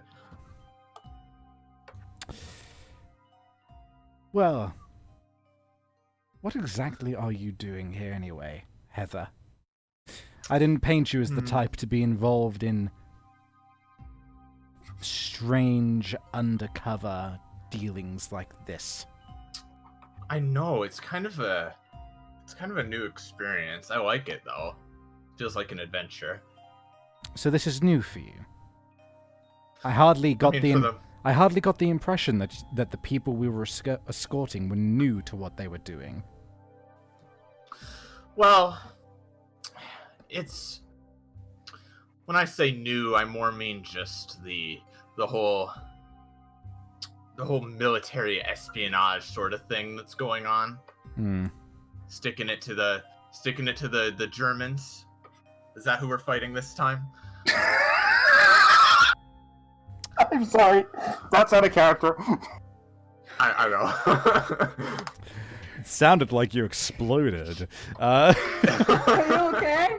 God dissolved. Oh, I just... Who are we fighting this time? The Germans? It's like, I'm imagining are you even Heather. paying attention? I'm imagining Heather as sort of a fairly not airheaded, but sort of like a homebody, right? Like when she knew Grant, it was, again, he met her on shore leave, and she was just a small town girl and like all that. And she, again, that's why he's surprised to see her here. Yes. What was it that you said you'd do anyway last time we met? I'm sorry. What's the question? What? What was it that you said that you do? What is your profession? Oh, I'm a biologist. Hmm. It's just kind of I don't really specialize in anything too specific, but I do surveys of marine life in different areas. I sometimes write research papers on the different and that anatomical makeup of different creatures. It's terribly exciting, I know. Are all of you scientists or biologists? He gestures to James and the others. I don't think James is a biologist. No, mine is... He actually pauses for a second. I am actually a theologian, for the most part, but I also have dabbled in biology and anthropology, which I believe is where I am, the reason why I'm here, but at the same time... I think one of the other civilians pipes up and is just like, I'm a geologist. Well, 1 minute. Is James lying? I just want to know. How do you know? No, you'll see. I won't know, but I just want to know. I mean, You can message Okay. he it. does know a bit about religion, and he might know something about other cultures. So theology and anthropology. Yeah, I mean, I don't think What? But wait, wasn't your job like when we did a family reunion? Like, was salesman? That was in between jobs. It's not always Oh. easy to... it's been a while since... I had to go back to college a couple of times, that's all. Hmm. Oh, okay. It seems. James is a lot smarter than I am. He pretty much anything he dips his toe in, he can do well at. That's an awfully crooked story, considering that you've been selected specially for this mission. Well, I'm a man of many faces. What can I say? And that doesn't sound suspicious at all, does it? Oh, Well, Grant, come on. We Yeah, are... I trust I- him. One moment, Grant. We are on a top secret mission in the middle of the Atlantic, going to an island that apparently does not exist on your maps. I believe that things aren't always as they seem. Yes. I am used to that. But what I'm not used to is people being so poor at being two-faced when they're involved in such things. Two-faced? Jesus, Grant, Wow. come on. No, We're no. just having a conversation. No, two-faced. My dear man, you underestimate me. Two is at least the least of my faces. I think the bad outcome here is maybe that you get some distrust in general. Yep. I mean, since this is a flashback, it could be that this is kind of what sparks the Mhm. initial, like, this is Rivalry. weird, Yeah. sort of thing. Because, like, again, Savvy's right. It, like, we're trying to play it off, but it is weird that, like, we seem to just be these randos, but we're, like, on this secret mission. Yeah, and I think Yeah, and I it's think also- the flashback kind of fades out at like, you know, the kind of thing of like, oh, the subject is dropped, but everybody looks worried and is like side-eyeing James now. James is Yeah. smiling slightly, thinking that he's made a decent joke. He's an idiot. Yeah. Well, not an entire idiot, but he's misread the situation. Yeah. Okay. All right. So that was before. Yeah. Okay. So now it's Tora's turn again. 1 minute. Can I 1 minute. so I'm here. can I actually propose something now that I think about it? Go Okay. ahead. What's your proposition? We don't change what just happened, but we change it from people are suspicious of James to people think I'm way too strict and lose Yeah, trust in that's me. That is very interesting. I think that's to be way fair, spicier. Okay. yes. Okay, that's cool. Is it like gonna be a white die now? Yeah, I've just... Oh, Yeah. Yeah. Okay. If we're happy Somehow with I that, came out ahead, despite the fact that I didn't. it's cool. It's cool. I like this better as an outcome. No, No, this that's is perfectly better. fine. Yeah, that's... I like that. Okay, Tora. So Can I set up the scene? Because I Okay. have an idea, and I don't know if you guys want it. Go for but it. I'm No, if doing you set up the scene, it. you get to choose. So go ahead. So, it's the end of the shift of Andy for the guard. And he's gonna look again at the radar. And there's something strange. Ooh. There's, like, they pick up the Germans, they pick up us, but they pick up something else. Hmm. yeah, you Something get that big. same weird reading again. Yeah. Okay, let's get a And- horror track on. Sneaky. No, He doesn't you really get to choose that. And he doesn't really understand, but he hears strange noises. out of Oh, the that's a sea. bit- That's a bit too high tension. Okay, that's way too high tension. Yeah. Yeah. I'll wait before. It's all right. Maybe this one. Yeah, sure. And you hear a noise. And it's inside of the submarine. Ooh. And he okay. looks, but there's nothing. Nobody. Just darkness and some light that keep flickering to keep the lights up. Do you contact the captain? He was gonna. Until sees a vision.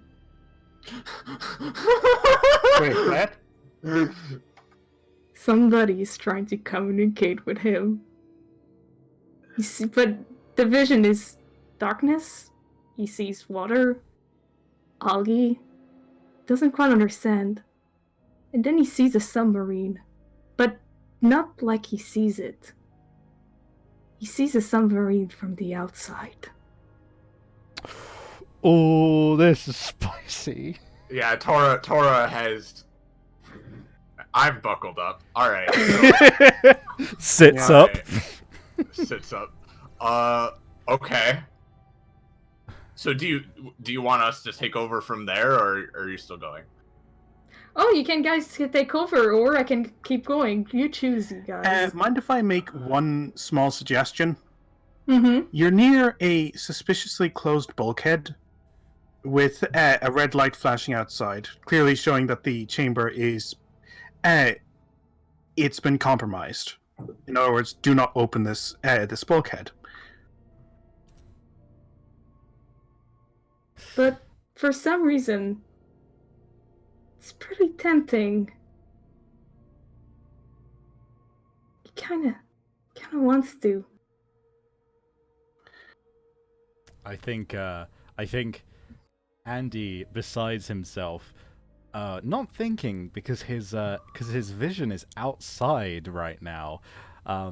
He doesn't realize it, but he's reaching out and undoing the bulkhead, and it's at that point that Captain Grant walks in and just pulls him off of it, and just like slams him onto the floor. And when you hit the floor, you like come back to reality, and you just see Gron over you, and just go, "Private, get a hold of yourself. What do you think you're doing?" And one moment, well, you were seeing, like, Andy's eyes is pretty weird for some reason. Like, since you know him, his eyes has been weird. But, it was weirder than usual. It's like if he didn't have whites. But then he come back and everything came back to normal, and he's like, what? Oh god. Were you... Anderson? Do you know what you were doing just a second ago? What? No, I was... Oh god, my head. He like snaps his fingers in front of you. Focus! What was happening? I was outside the ship and... Oh god, I don't know, I just... Can't remember. I think... Sorry, I've been like the only one handing out resolution die. I just realized. Yeah, I'd say that. Well, we're not close to a resolution yet. I was going to say that you might want to get into the medical officer. Yeah, like there's going to be one on board. Of course. I think I pull you up and I take you to the medical officer wordlessly and set you down. Someone else? Does someone want to be the medical officer? I can. Okay, cool. I sit you down. Just go. Give him a full checkup. Another one already? What the hell? All right, and I think the medical officer is just this sort of like,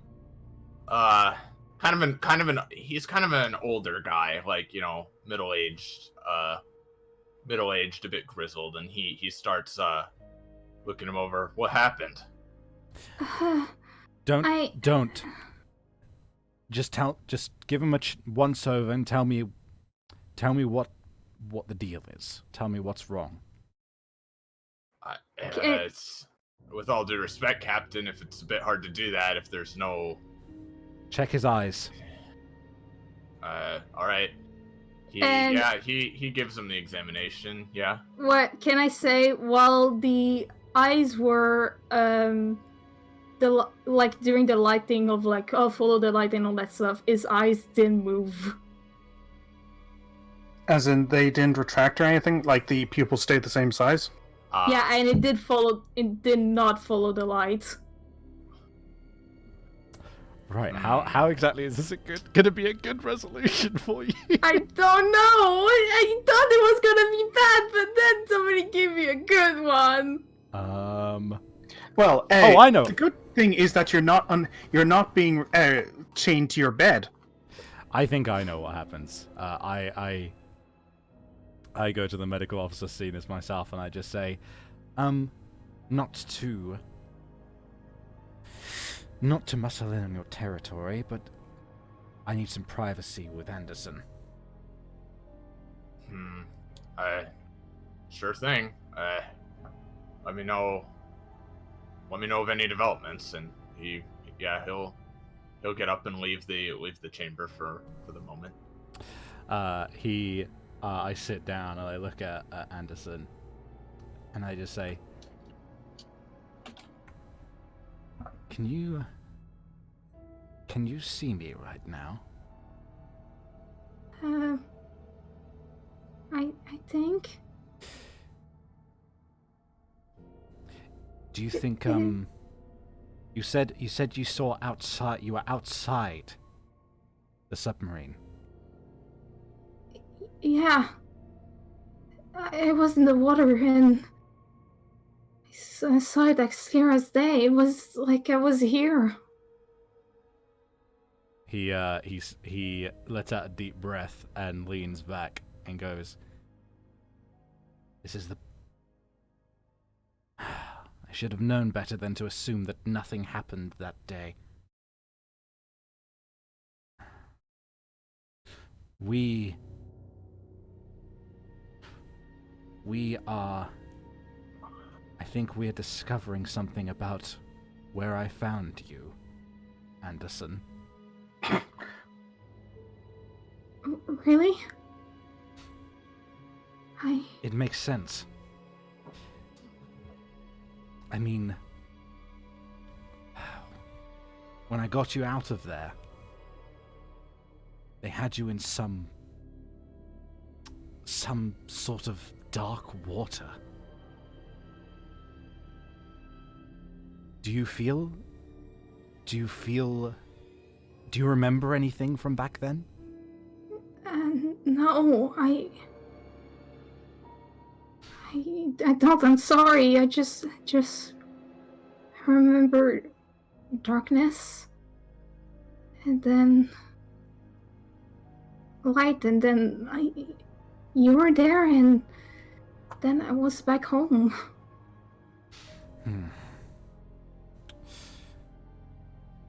I'll be honest, Anderson.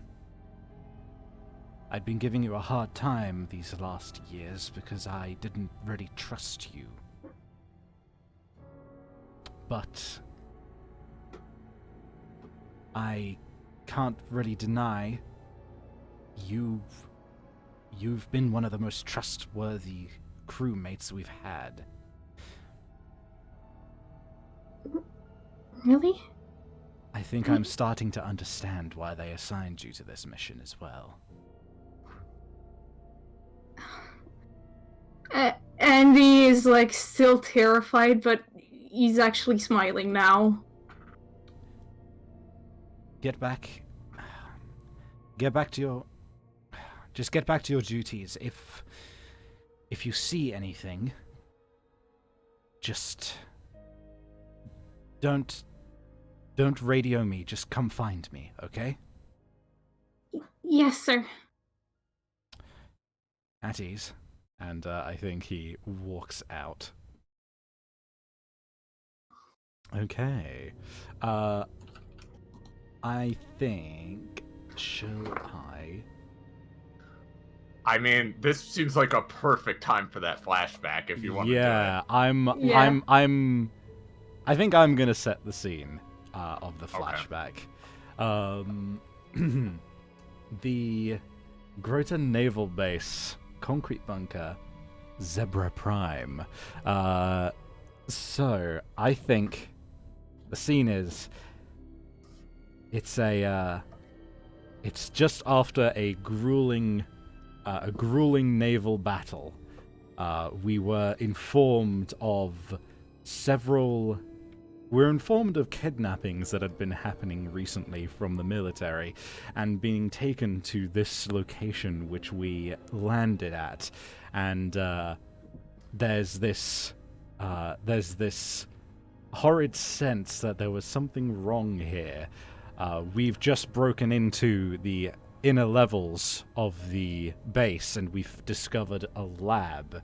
And it's at this point that we're in this room, and there are some strange tubes all around the room, and I think Captain Grant is in the middle of all of this, inspecting all of it. Not sure what's going on because they're all filled with dark liquid, and that's when the forces he didn't see appear in the room. What are they, guys?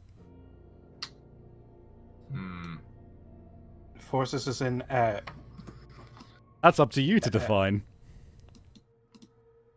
I've got a couple ideas. Let me think here. Jesus, Tora. What? With the drawing, I just noticed. It's really good. Let me think here. So who or what shows up in the room?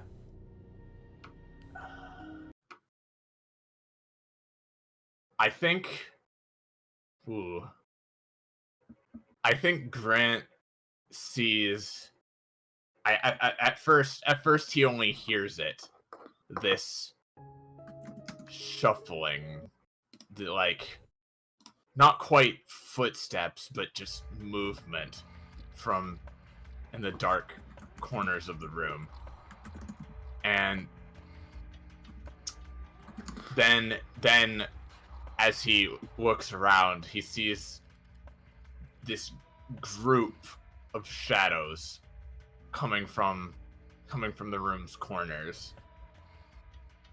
They're all hunched over, like not quite fully animated. And I think that they are at first they're just these sort of shadowy beings, and as they sort of come fully into the flickering light above, Grant sees that they are the faces of all of the different men. They have the faces of all of the different men that he's served with on either various missions or on submarine runs, all the crews he's been with, but they are all like sunken faced, like disheveled, decayed somewhat, even like they all have these these grotesque visages. Deformation of their face. Just standing there staring at him for a long moment. He I think he looks around the room. I think he's probably got some men with him as well, like raiding this place. Do you guys want to be them as well? Yeah, sure. You two can go for it. Yeah. Yeah, I'm trying to find some kind of music. If someone else wants to try that. Sorry, what was that? Yeah, that's good. That seems fine. He looks around and goes like, I don't know what they are, but Permission to fire. Permission granted. Open fire. And there's a hail of bullets around the room, but they're passing through, and it's too late before they realize that all that they're doing is firing into the various tube work around, and there is this black water flooding into the room. By the time that they're finished, there's only one left undamaged, but the only one who didn't fire was Captain Grant. But his men are descended upon by all of these creatures, and they are torn to shreds. But oh god, okay, stop. Jesus. Stop. Okay, sorry. Way too high pitched. My apologies. But by the end of it, he's just in shock. He hasn't pulled the trigger because he's just watching this happen. And it is just a minute later before they have just disappeared. And there is all but one figure left. And it is the face of Captain Anderson. Not Captain Anderson, Private Anderson. It is the face of Private Anderson. But he's not doing anything. And he doesn't realize, but the reason that they all descended... He does realize that the reason that they all descended upon them was because they harmed the tubes. And he stops for a moment and walks up to the final remaining one. And as he places his hand on the control panel, the image fades. And rather than the water splashing into the room, it drains normally through the bottom and reveals the body of Private Anderson, who he catches as the glass falls. And he kind of rouses him as he coughs up more of this black seawater. Wake up! Wake up, Anderson! Are you awake? Can you hear me? Anderson does nothing. His eyes is just open, but it's weird and unusual. They kind of have a green, high-pitched color out of it. He takes a moment and looks around before radioing in, and that's I think at that point there is the sound of something behind Captain Grant, what happens? Because this is a bad solution. This is a bad resolution for me. What's behind me? No, I thought it was I slipped you a good one. Oh, Yeah. did you? Yeah. Oh, a good one. My apologies. I thought I had a bad one before. Right. Yeah, and Probably the sound of reinforcements. yeah, sound of reinforcements coming, and I think I find various. I think I find like some notes at the end of it or something, and yeah, no, we'll just leave it there. Why not? I don't think we need to go any further. I like this continuing thread of people like dying under Grant's watch. Yeah. Can I just like to have a good ending? You still kind of like slap around like Andy so you wakes up, and then the only thing you hear is like, Captain. It's okay. We're getting you out of here, Private. It's not happening. Just don't worry. We'll fix this. And I think we fade out. Mm-hmm. Iris. All right. I have a couple different ideas. First, let's get the ambient back on. Maybe just this one. Sure. And then so I have a couple different ideas. I'll let you guys set the scene, but I'll just say my initial ideas were just another scene with Heather just handcuffed still, or B, me and Cod could have our own flashback of sorts. I'm down for that. If we wanted. I'll let you guys pick though. You guys can set. I'd be down for a flashback, so if you guys are okay with that. Yep. Yeah, sure. Okay. I figure it doesn't need to be terribly long. Yeah, but so Heather and James and the other three, are all they've all been given a bulkhead, basically, just a place to where they're meant to sleep. It's really tightly confined, but the good news is that it's nice and cozy and it's very private. Mm-hmm. And so, as long as they're careful, they can speak without being overheard. Is this on the ride to the island? No. When I said that there was a boat, I was thinking more of a dinghy. I was thinking more of not even a dinghy, literally a life raft kind of thing. I'm talking about when we're on the submarine on our way there. Yeah, that's what I was saying. Yeah, sorry. Okay. Okay. So this is all right. Okay. So we're all gathered here, basically. Yes. All right, Sean. You know the drill. Stand the doorway and ensure no one overhears.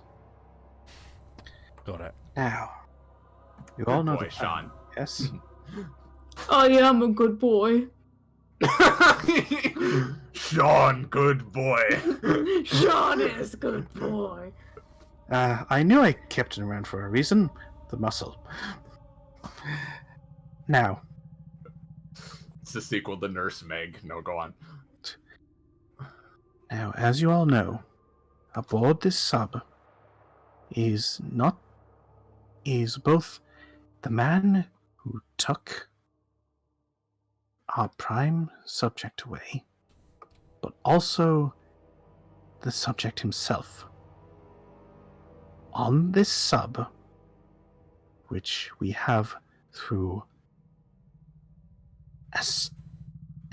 many connections with with only a small amount of mind building and a few highly placed contacts, we are bringing towards the island. On that island, we are going to conduct the ritual. Once the ritual is complete, he will come. And he will be whole again. As he's talking, Heather's flipping through that same book from earlier. But where before nobody really saw but her what was in it. Now the metaphorical camera is showing that, like, it's a book of, like, you know, basically anatomy and biology, like you would expect. It's a book of all these different diagrams of skeletal structures and you know the way just you know the biological stuff. And as she flips through it, you see that noted in many of the margins and even drawn on the diagrams themselves sometimes are what are clearly diagrams that she or someone else has added, of like new strange patterns and diagrams, mathematical equations, symbols. Just, yeah. They took a piece of our master and they put it in the subject. We thought it was a good idea, but we were betrayed. And not only that, but then they let the subject get away. We need him back. We need him back. And we're sure it has to be him, right? He is the one who has it. You've seen his eyes. They took some of our master's eyes and they put it in some simpering child's face. We cannot allow this. So, we are going to make an offering of the boy to our Lord, to our master, to the beast.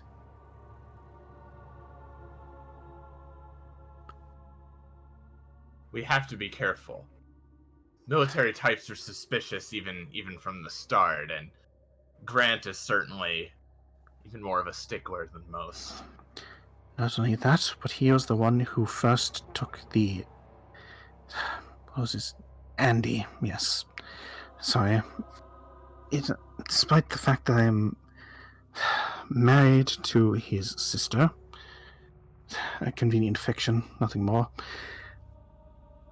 it's still hard for me to remember his name. All I see every time I look at him is the defilement that they dared throw in the face of our Lord.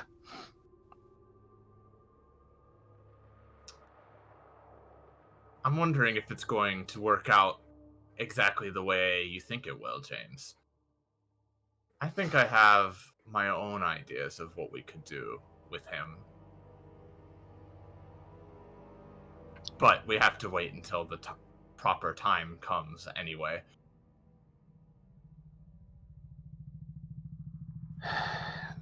These suggestions better be good.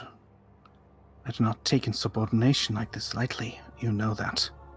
Oh, it's not insubordination, and a suggestion, more like. That was a terrible one. that was absolutely abysmal. Ah, good. Let me write it down then. She writes it down in her notebook with all the eldritch gibberish. He smirks.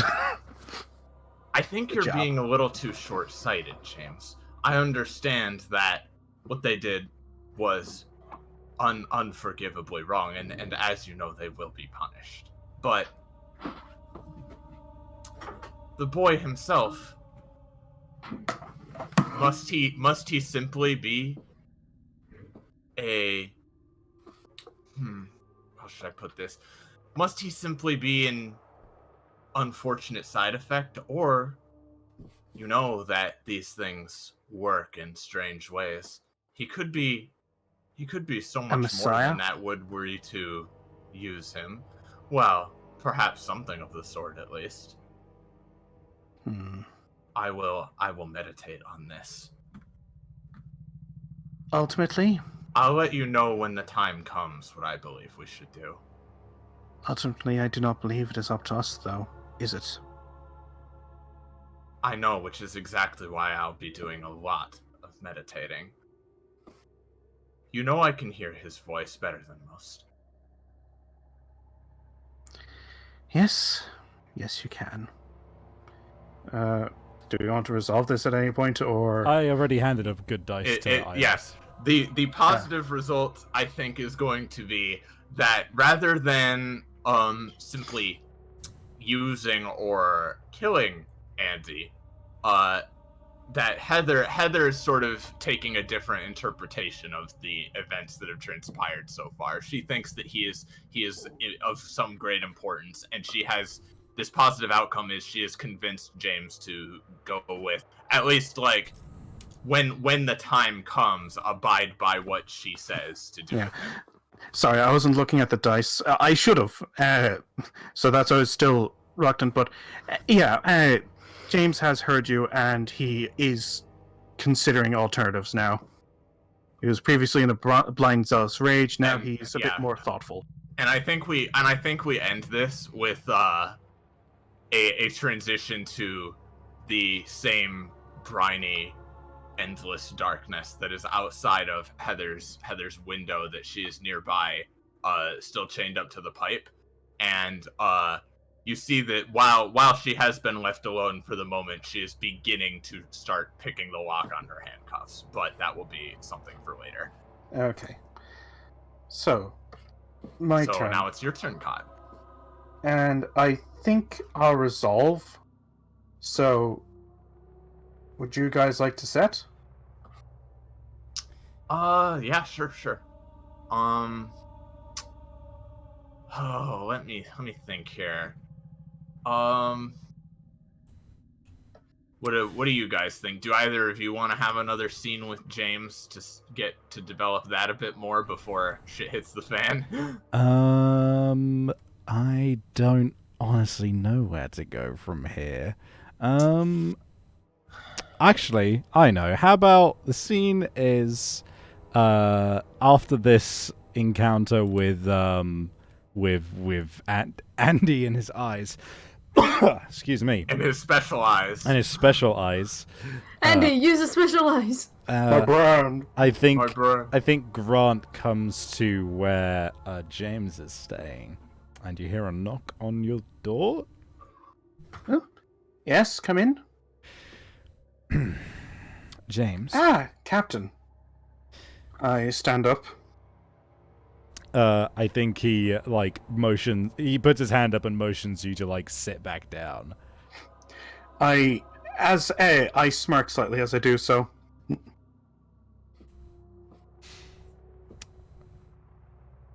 There's been a development.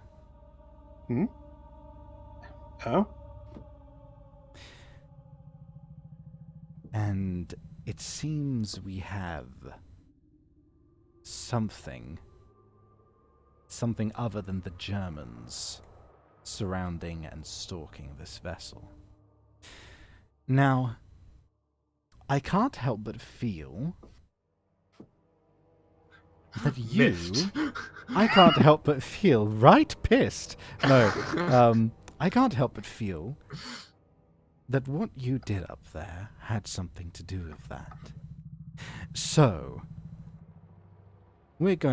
there's an agreement that we're about to have, which is that you're going to tell me what you know and prove to me that you actually care about getting to the surface, or I'm going to make sure that you don't leave this room.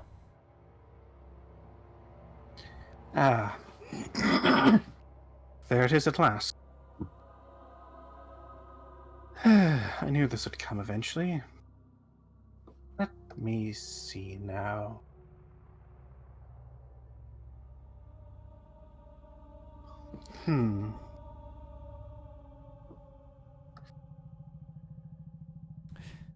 Well,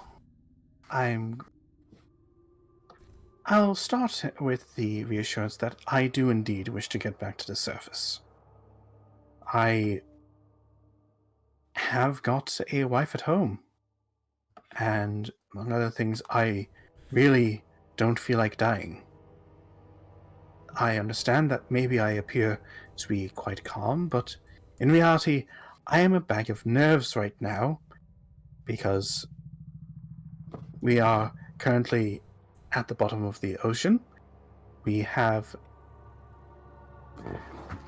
bulwarks being closed, filling with water, and it doesn't appear that we're moving. And above us are a bunch of Germans who wish to blow us to Kingdom Come. Yes. I can assure you at least of this much, that I wish I was anywhere but here. Now, you seem to have missed the... you seem to have missed my question. I wasn't asking whether you wanted to get to the surface. I was telling you that if you wanted to get to the surface, that you were going to give me the information I need. Oh, I thought you had asked me to make you believe that I wanted to get to this. My apologies. I must have misunderstood you. Rightly so. So, I'm going to give No, you... I was going to give myself a black die anyway. So Yeah, I thought that was you, but whatever. Oh yeah. Oh, I forgot that you were. Nah, recording. it's fine. I always forget that because it always is just like, ooh, this would be such a good moment for it. yeah, but Sorry. in which case, You have... as for what we were doing, well, we recently found that island that you had that you brought us to, and as you can imagine, your government thought it would be a fantastic forward base of operations for further attacks against the Germans. They had found apparently some interesting carvings, some art, and they wished us to make sure that any imported cultural artifacts were saved.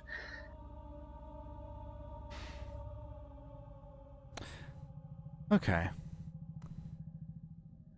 If you're not willing to tell the truth, I think a nice long stay here will do you plenty of time to think about how much you're willing to say.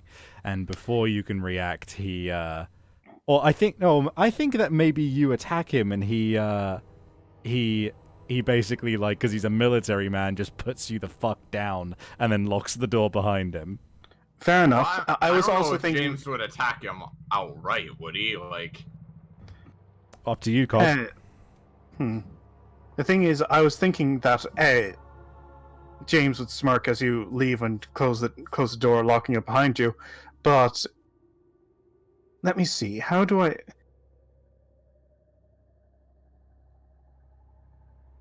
Can try to escalate it a bit more so that I attack you. I know how you could do it. Yeah, go ahead.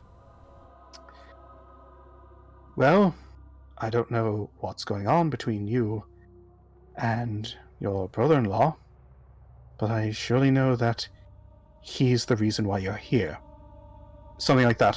If you were to basically imply that, yes, something's happened, Andy is clearly the reason why you're here, and I'm going to isolate you from him, then I would probably try to do something. I think, Captain Grant plays his hand a little bit, knowing that you have something to do with Anderson, and then you leap, and then bam.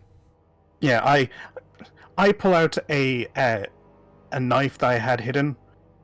You grab my hand. You grab my hand.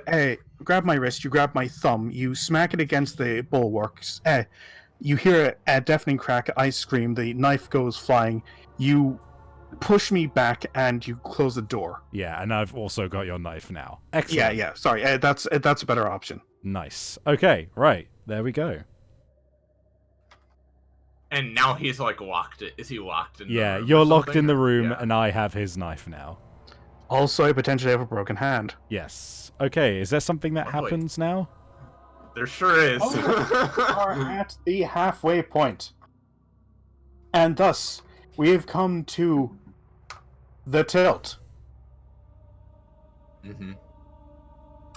So, firstly, I'd like everyone to just roll me 2d6. All right.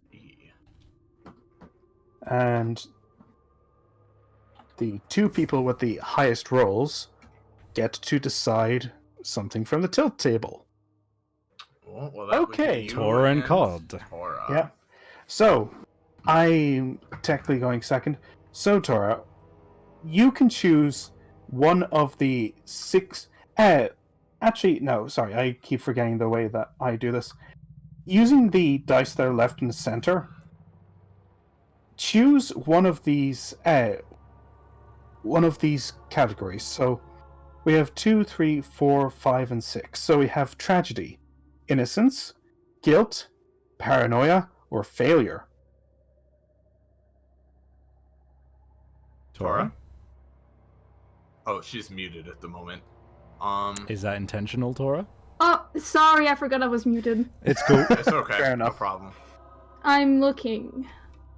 So what happens if basically I take mayhem? You can't take mayhem. Well, firstly, you can't.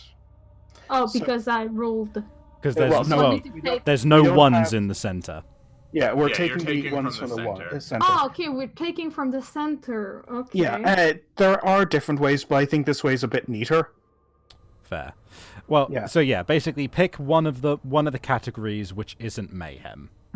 Yeah, and then I will pick one of the subcategories, again, using the dice that are in the center. Okay, 1 minute.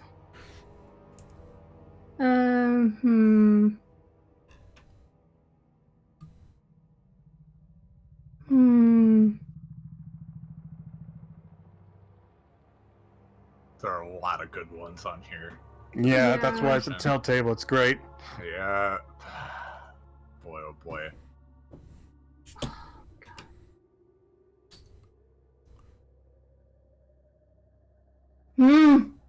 Like, there's something in tragedy that I want, but I don't think, like, there's so much risk of my character dying, and I don't want him to die right away. Oh, the tilt isn't something that happens right away. It is It's something that will that's happen going to happen soon. Sometime in the second half, yeah. sometime in the second half. It could be right away. It could be in a couple of turns. Scenes. It could be the very last scene. So you don't have to worry about instant death. So I will take tragedy. Okay, so that's it. 2. Beautiful. And by the way, we will be putting those back in a second. So, I have 3, 4, 5, or 6. Boise.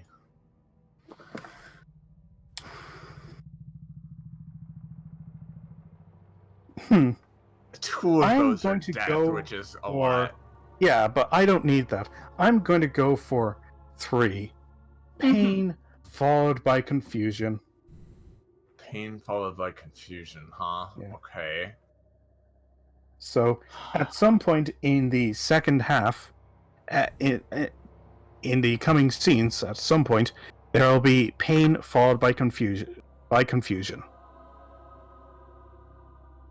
Whoa, right? That's the thing about the tilt table, is that it is very, very broad. Oh, Interpret it how you an like. Make it spicy. I have an idea for that. Oh boy. Well, Tora gets Okay. to decide to set or resolve.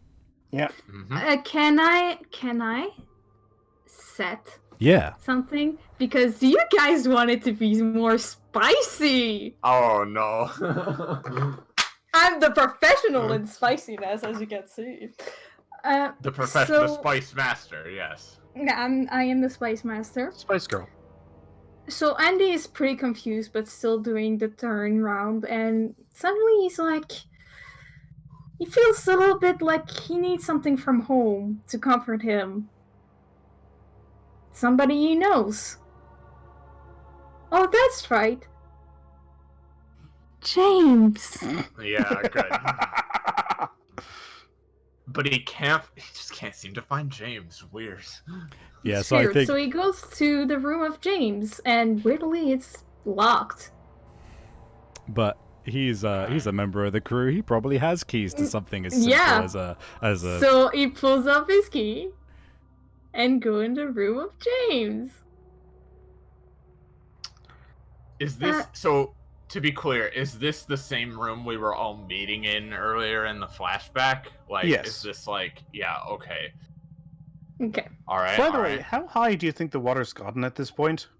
Oh, it's all it's not that It's all gotten- contained? It's all contained within different chambers. It's just that there's a lot of chambers which are filled now. I mean, Yeah.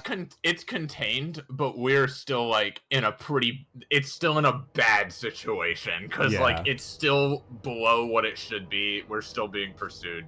It's damaged. Yada yada. Andy, is that you?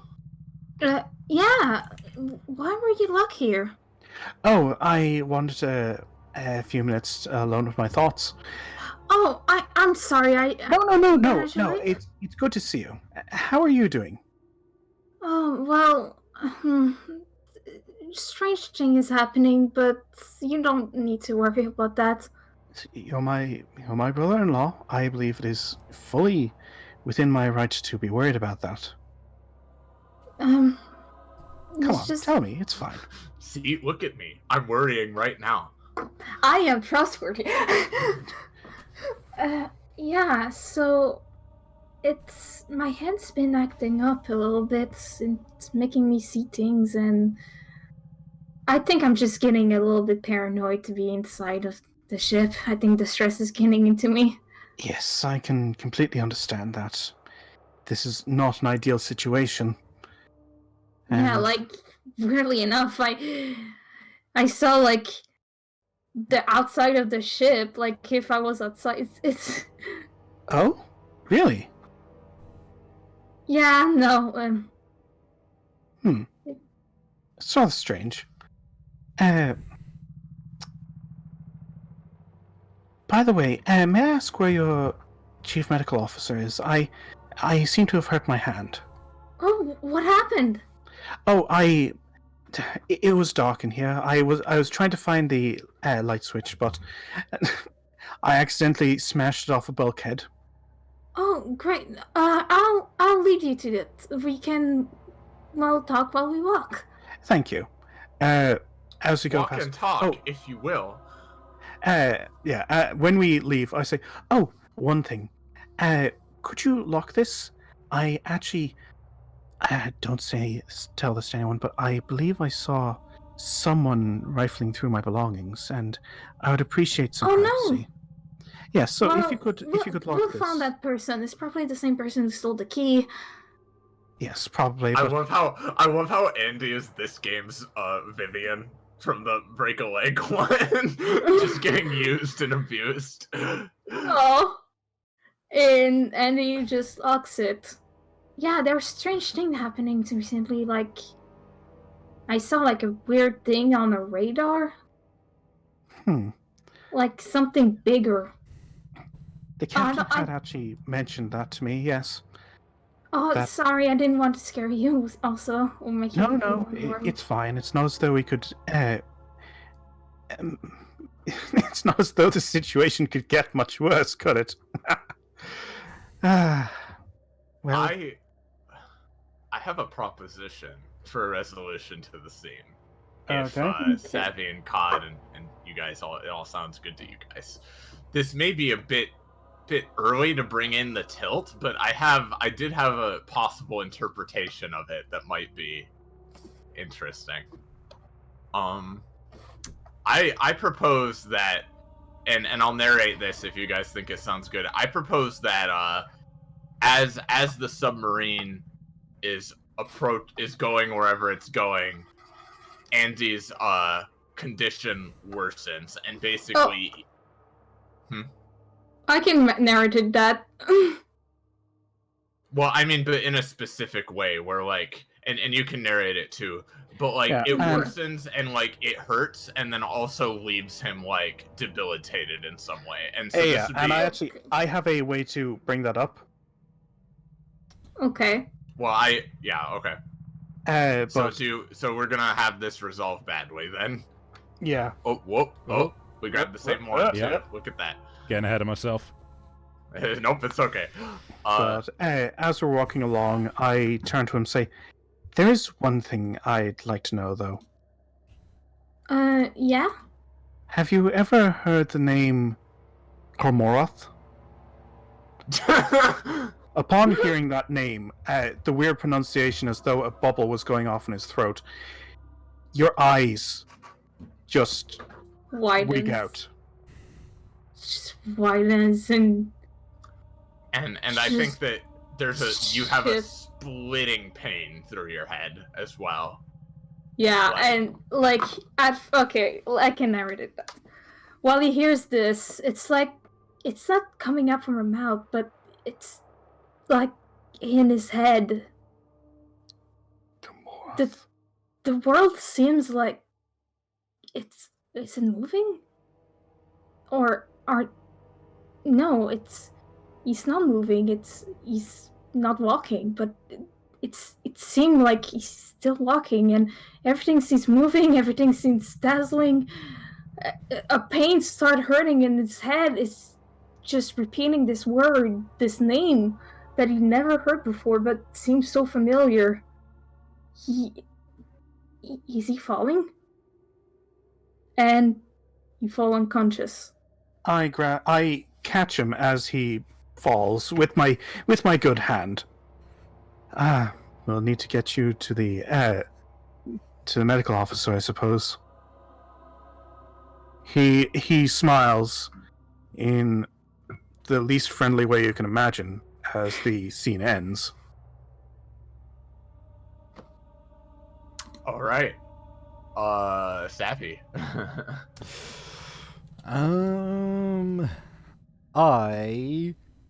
I would like to resolve this scene. So you guys set up Okay. what's happening with me. Oh, you know what'd be cool? A few of Grant's other officers are like maybe starting to like wonder at what the fuck's going on, like wondering what his plan to get them out of here is, because like, you know, at this point, like he's just been saying wait, and like, you know, they've been sealing off bulkheads, but there's no sign that they're getting out of this yet. Maybe a few of his officers are starting to get antsy, like, Grant, like what is your plan here exactly? Right. Okay, so one of them so would you like to be one of the officers approaching me in that case? Oh, you're approaching. I'll be the medical officer again, sure. Cause maybe he's also wondering about Yeah. the exact nature of what's going on with Andy too. And then yeah, Cod and Tora, you can jump in as well too.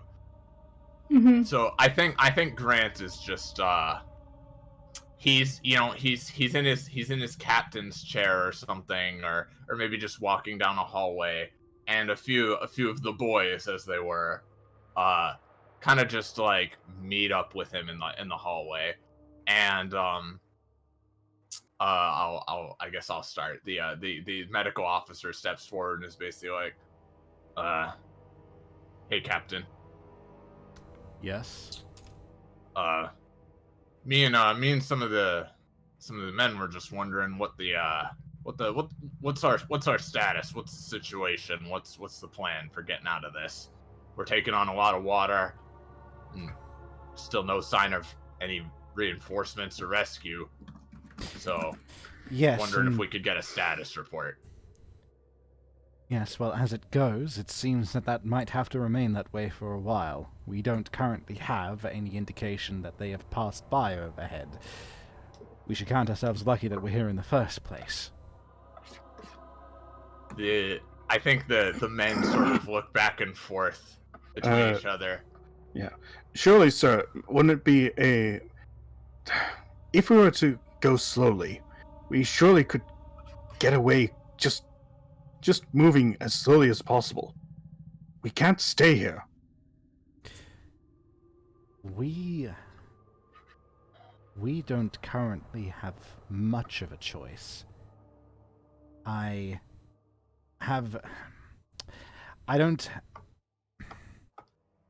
can't share everything, and I appreciate that is frustrating, but we have reason to stay where we are right now. If we get moving, there could be far more dire consequences than simply leaving things too late. The medical officer kind of slowly nods and he says, "Sir, if I may speak freely, I've served with you for a long time now. I know that you know what you're doing, better than most even. But this is a survival situation, and if you could just give us some kind of indication that... For God's sakes, Captain, 2 of the bulkheads have already been sealed off. We've taken on a lot of engine damage, I'm hearing, and what with your injury and Yes, and I'm sure whatever's going on with private... Yes, and I'm sure that you can understand, considering the situation then, that there is very little that we have to be able to do. So I suggest that you listen to your captain. As you stated, I do know better than you. So sit down and stay in your place, officer."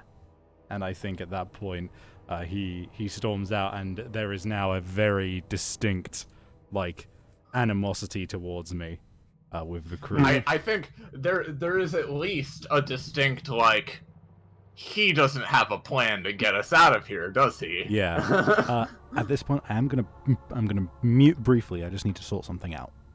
Okay. So carry on to the next scene. And then James died. No. We need you still. Wait, James. Yeah, wait. yeah. Oh, yeah. We need me still. Don't kill me off in between like that. God damn it.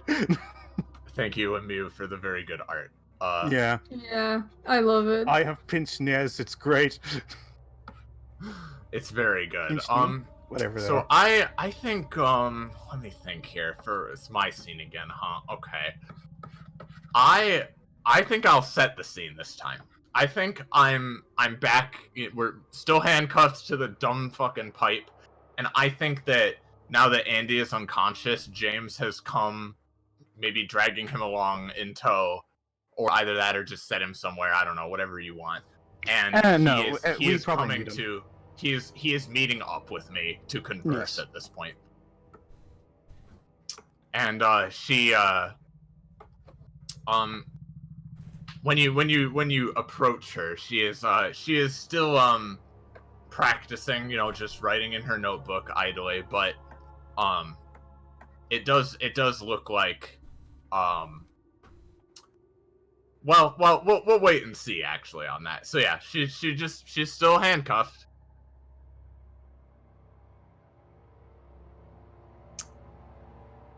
Oh, and hello there, James. Okay, so we're going to continue on. Okay. Yes. Hello, Heather.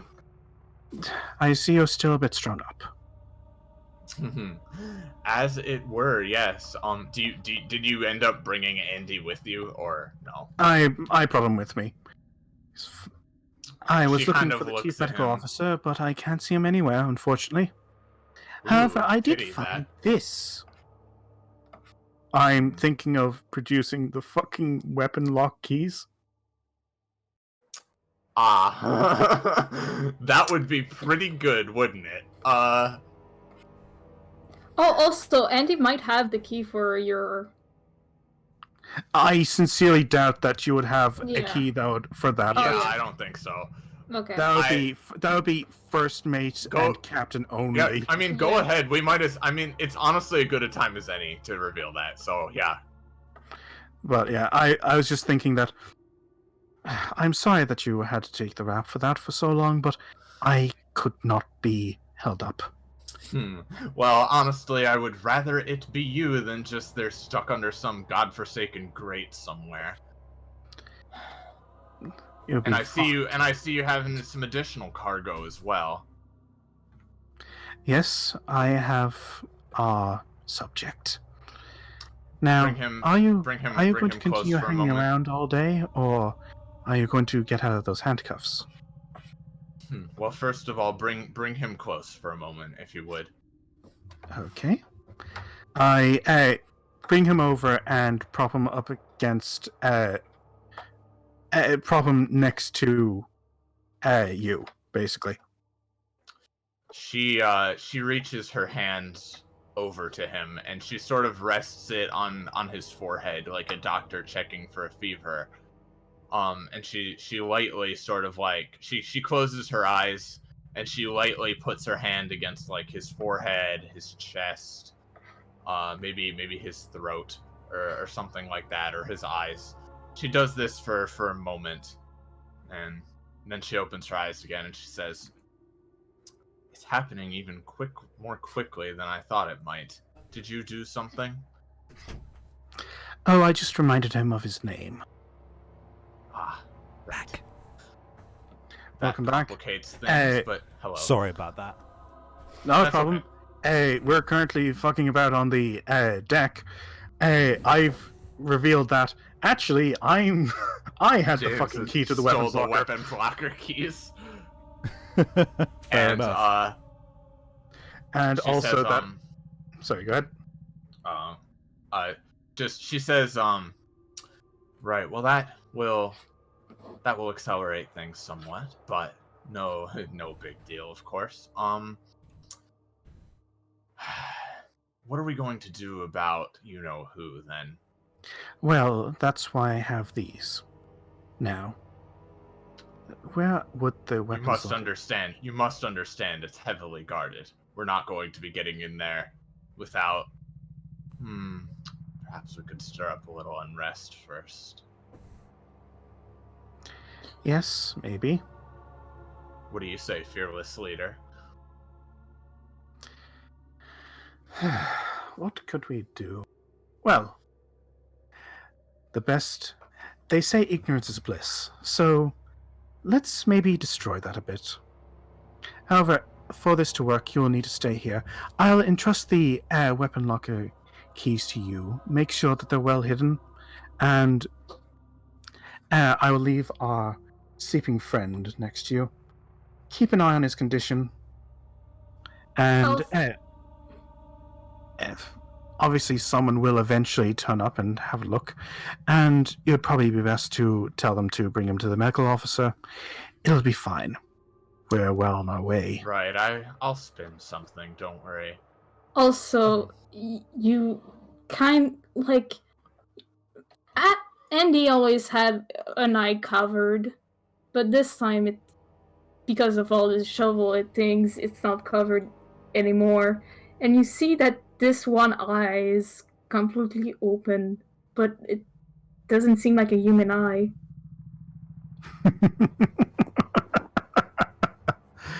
Ah, I never thought that. I must commend you, Heather. Of all the things to think of, creating a messiah, a representative of our Lord, who can go among us. I Is assure you, wondrous. I had no hand in its creation.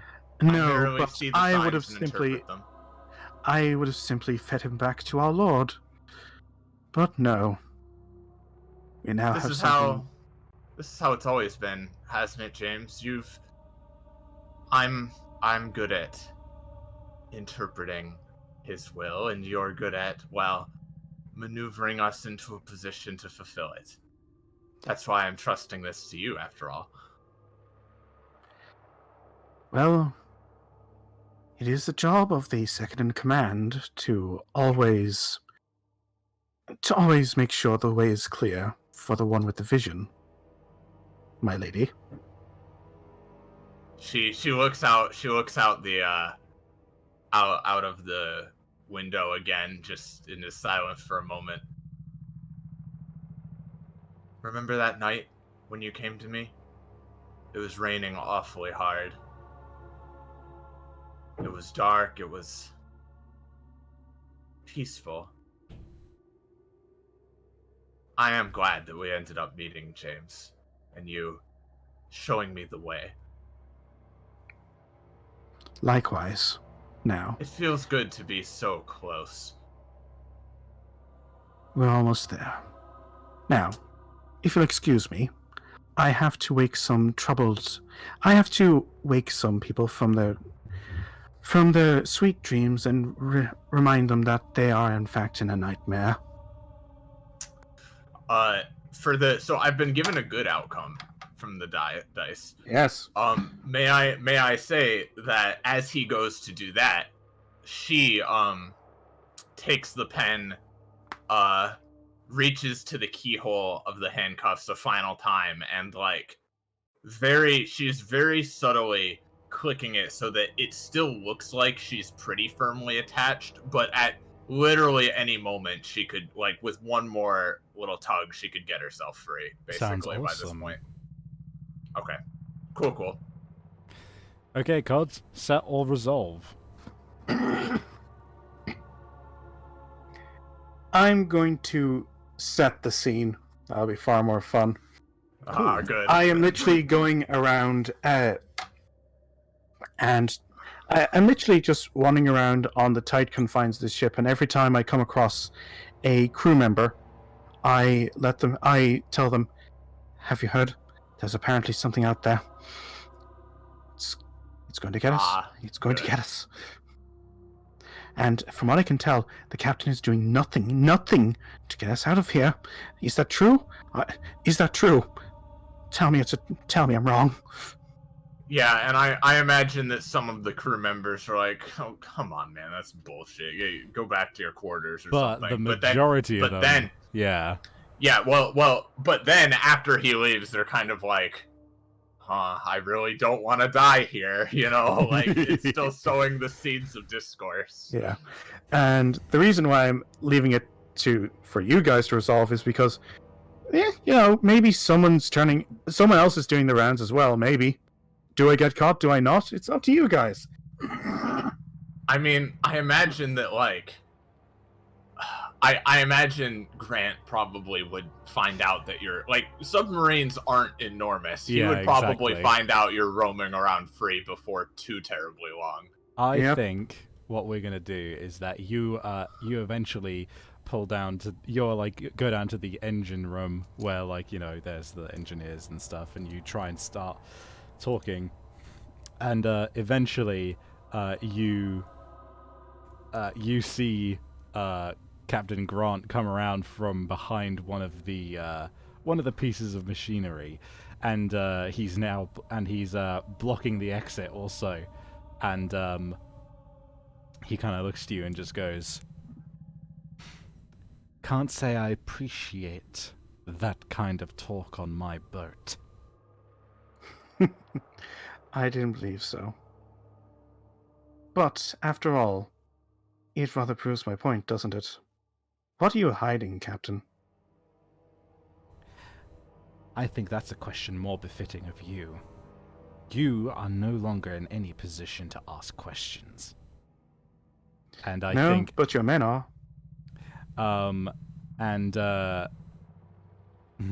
But this is going to end poorly for you. Yes, so regardless of anything else, like, maybe you still have some weapon. You have a service revolver or something that you're allowed to keep because you're the captain. Well, I have your knife. I have your knife, dude. Yeah, and surely they aren't all in the locker, too. Like, yeah, but regardless, whatever you want, basically, I'm at your mercy, so... Oh, boy. Fuck me up, fam! I mean, we gotta, like... We have one round left. It's gotta start happening. I think what happens is, the captain just, like, goes... I think it's time we stop trusting that we're all on the same page here. And he orders, and he just goes, "Men, get him tied up."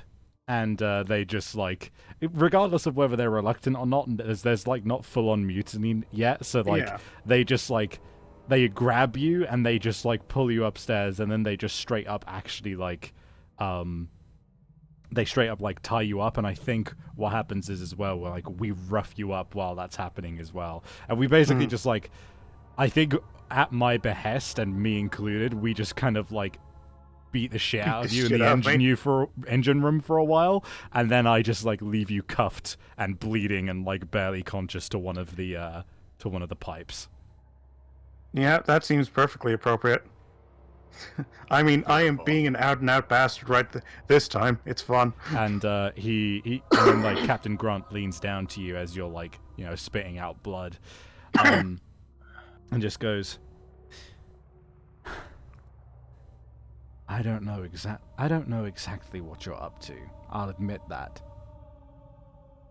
But if I'm going to down there. One moment. Would you like to If try I'm again? He punches you. Ah! If I'm going to die at the bottom of the sea, I'm taking you with me. And you know what? I accepted that this was where I was going to be buried a long time ago. I suspect that you had some hopes of escaping. And he walks out. And then the men are like, Barry. I'm sorry, what? I'm Sorry, purposely setting myself up for a bad time. I know this is what's got it's Lovecraft, dude. All right, okay, Tora. Tora, you are up. There you go. I'll set up the scene. Hell yeah. Let's say that Andy is finally coming back to consciousness. Oh God, my head. What? Where am I? You're probably still near Yeah. Heather if you want Yeah. to be in this scene. Yeah, no, do it. All right. Rise and shine, What? or Did- maybe not shine, considering our depth. Heather, did I fall asleep? Something like that. Here, come here. Let me take a look at you. Wait, what? Just let me examine you, if you wouldn't mind. Is she reaching to the eyes? No, I mean, she's not that close to you, I don't think. Okay. What? I don't understand. Everything is jumbled. Poor thing. Why don't you come sit with me like we were earlier? Why don't you try to talk through this? I may not have medical expertise, but I like to think I'm a pretty good listener. Okay. He's trying to step up and he's just like trying to walk, but it's so wobbly. Oh, careful there. Go on, sit down. It's all right. Okay, he sits down. I don't know what's happening, honestly. I don't remember, and it was a word, but I don't even remember, and I don't know what's happening. Shh, it's okay. It's okay. It's just important to stay calm in situations like this. We're all very stressed out. There's a lot of things Okay. going on. Listen, it's all right. I'll take care of you. And I think as he's sitting there, she's gonna try to just kind of like not do anything yet, but just like look into his eyes a little bit. Just examine them. It turns a little bit back to normal, but it's still weird. There's kind of a light coming out of him, and it's moving like everywhere, like he's paranoid or something. Why don't you just stay calm, take some deep breaths, and she's like really looking into his eyes, and she says, "Tell me, just tell me your thoughts, tell me your feelings. What is it that you want? What is it that you need? It's okay. You can tell me everything." What do I want? Just the first thing that comes to mind. It's okay. We're just making conversation. I don't... Who am I?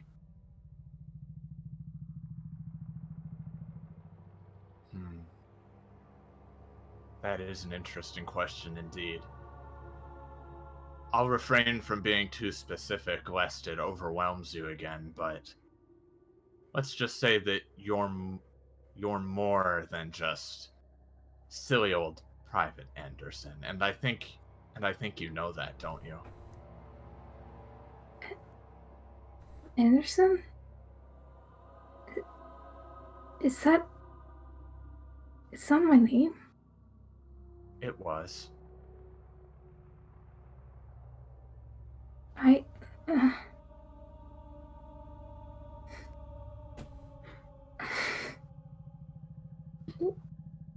Where am I? You're on the submarine below the ocean. And we're terribly close to... Well, again, I won't be too specific. I might get hurt if I'm too specific, but... Just... Why don't you...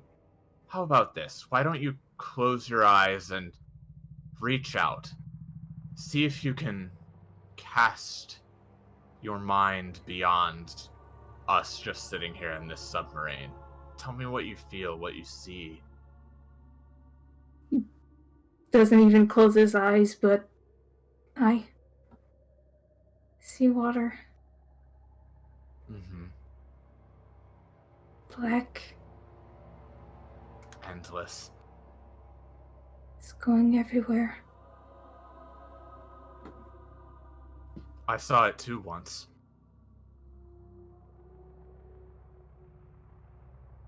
There's something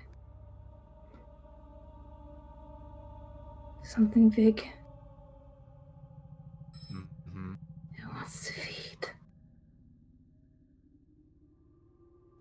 So I'm gonna, if I might, I'm wondering, before we decide whether to give Tora a positive or negative, what would I'm actually more interested, if it's okay with you guys, to hear what a positive or negative would constitute for Tora in this scene, because I'm really interested to see what exactly she wants out of this. I don't know. It's your guys' choice. See, I'm just Like, going. we're definitely at a threshold here. See, we're the positives and negatives are in terms of the characters, not the players, and Yeah, I think the characters, bad end for Anderson is become Messiah. He is no longer Anderson. In that case, I definitely want to give him that one. But Boom, there you if go. you guys agree. And I think I think that makes sense. It's okay. It's okay, Andy. She does the quote unquote symbol. Don't fight it. And she actually straight up just finally finishes picking the lock and puts her hands on both of his shoulders. Don't fight it. Don't run away. Let your minds wander. Become soluble, flexible. I know it's frightening, but it's so very important if you want to get to the truth. He's hungry. He wants the world.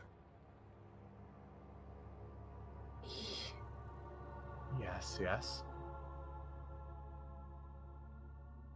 No, not he. My younger. All right. She immediately just like her head hits the floor in a bow.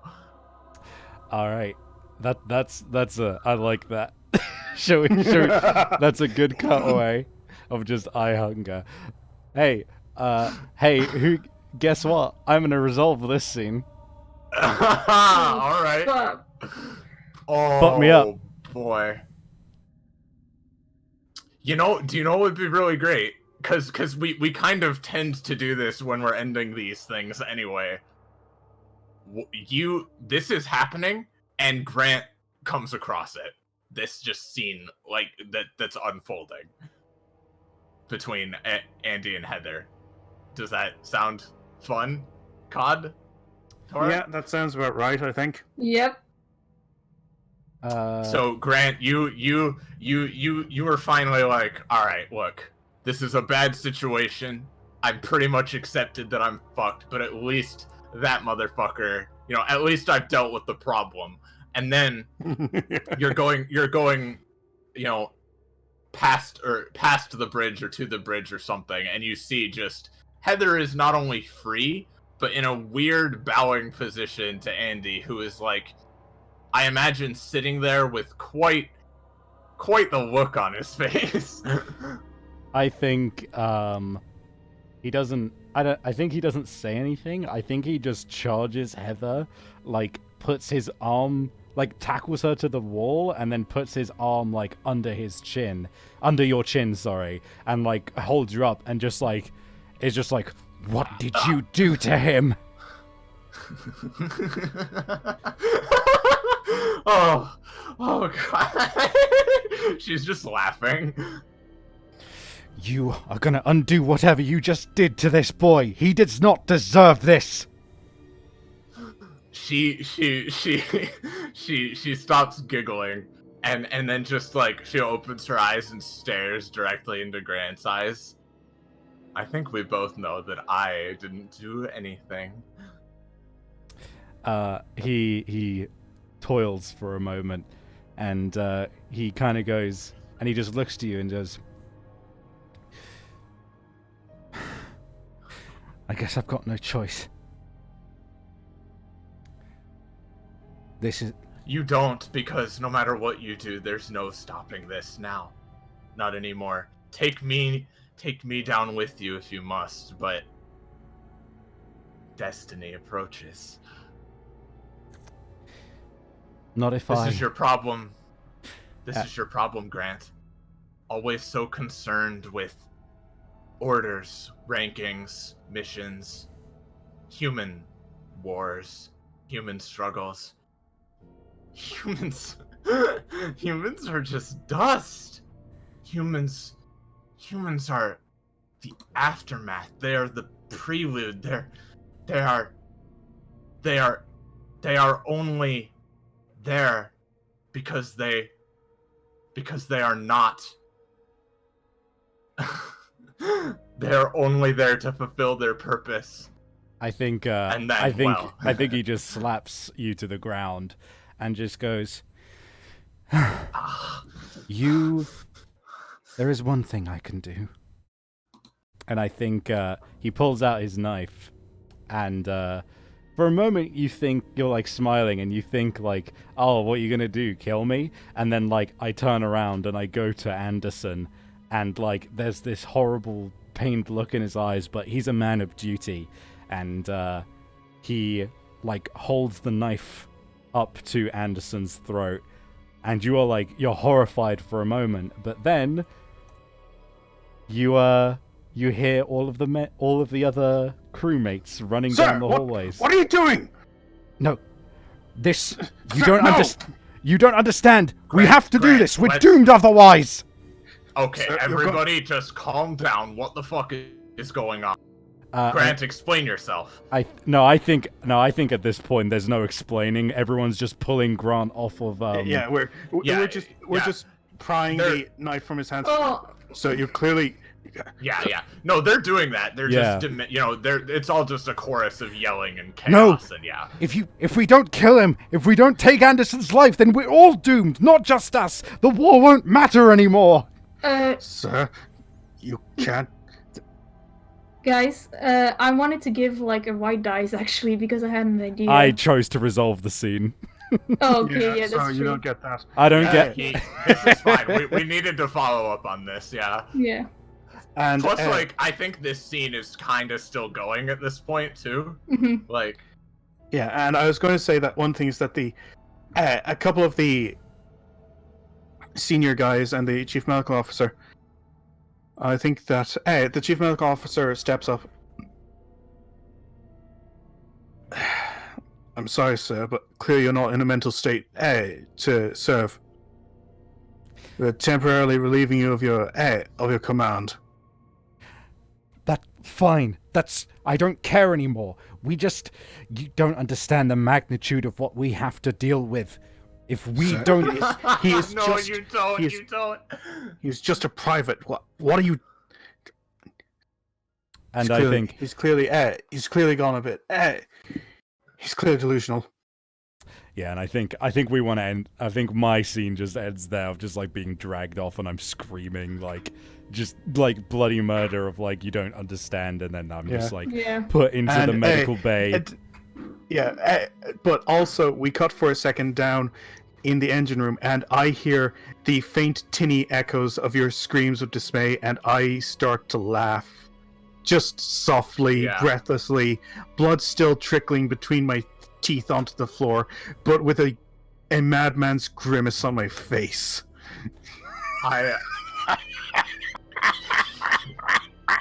And I think, and then Iris, you get to. Are you gonna set or resolve your final scene? I think I'd like to set. I think I'm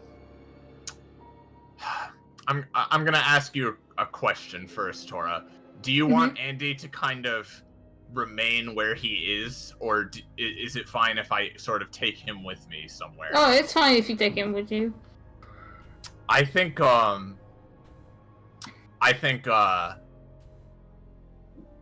she in the chaos of the mutiny, Heather sort of takes Andy's hand, and I imagine he's in a sort of strange state where like he doesn't really need to be like dragged along. He just sort of allows himself to be to drift. Yeah, And actually, she- you need to prop him up on your shoulder, kind of. Yeah. I think she's going to squirrel him away over to where the other civilians have been waiting, and I think for the sake of convenience, I think we can all meet up in the engine room where Cod is, where James is tied up, and I think Heather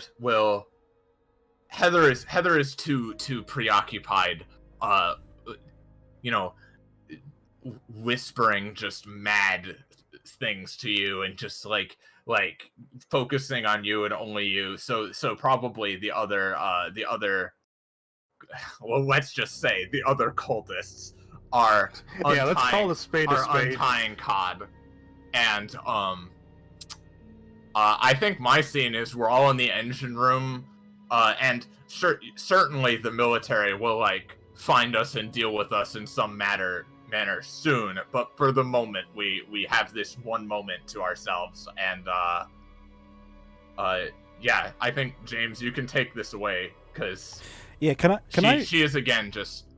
Can I propose as well? Just because I feel like your two endings are intertwined at this point. I feel it would be like weird to have like two separate scenes unless I'm reading that wrong. We could resolve both at the same time since you're like on the same team. We Well, could. That is an option. Either that or what we could do is the civilians are doing what I said, but I'm just or my scene could be I'm like talking to Andy on the way down there, and then Cod's scene is when we untie him.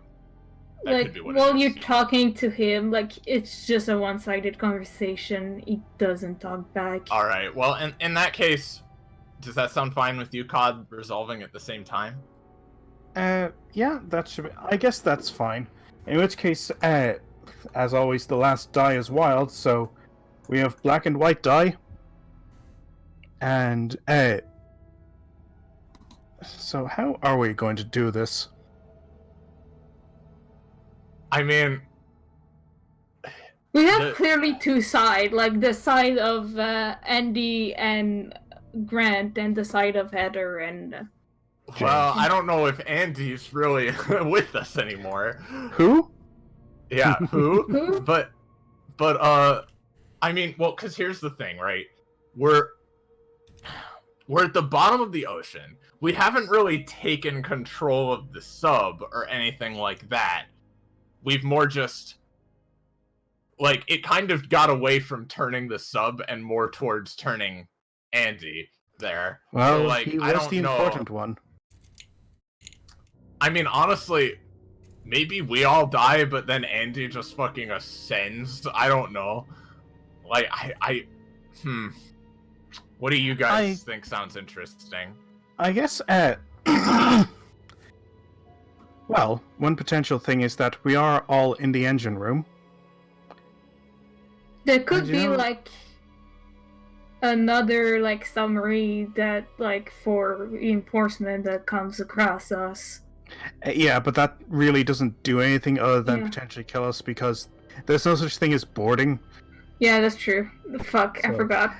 Yeah, we're kind of in a bad situation. But let me see. How would I? What if? What if, on a success,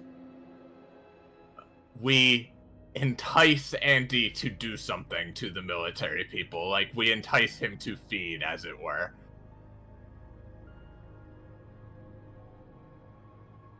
Yeah, that makes sense.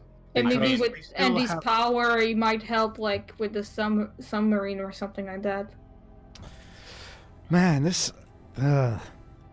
Okay, I have a bit of an idea. It's a crazy situation, like it always is. Yeah, I have a bit of an idea. Okay. How about I? It's still bleeding from the mouth. My teeth look like they're a wreck. They're white, but they're red lined. It's really, really disturbing looking.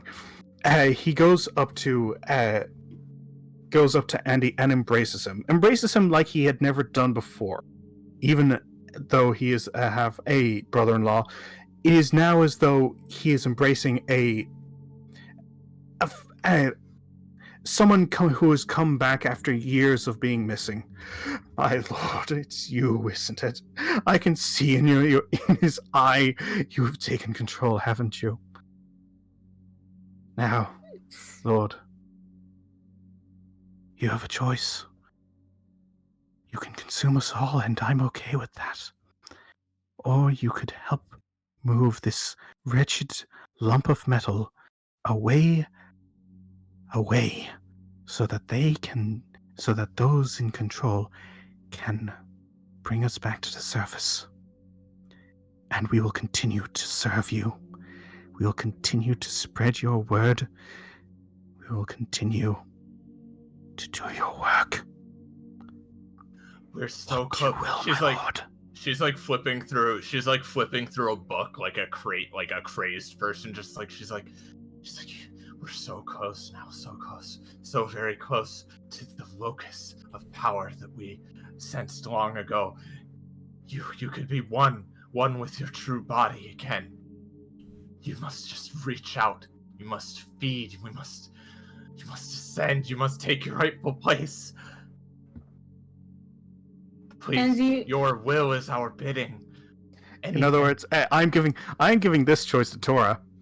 Black or white die. I am too. Yeah, black or white die, Tora.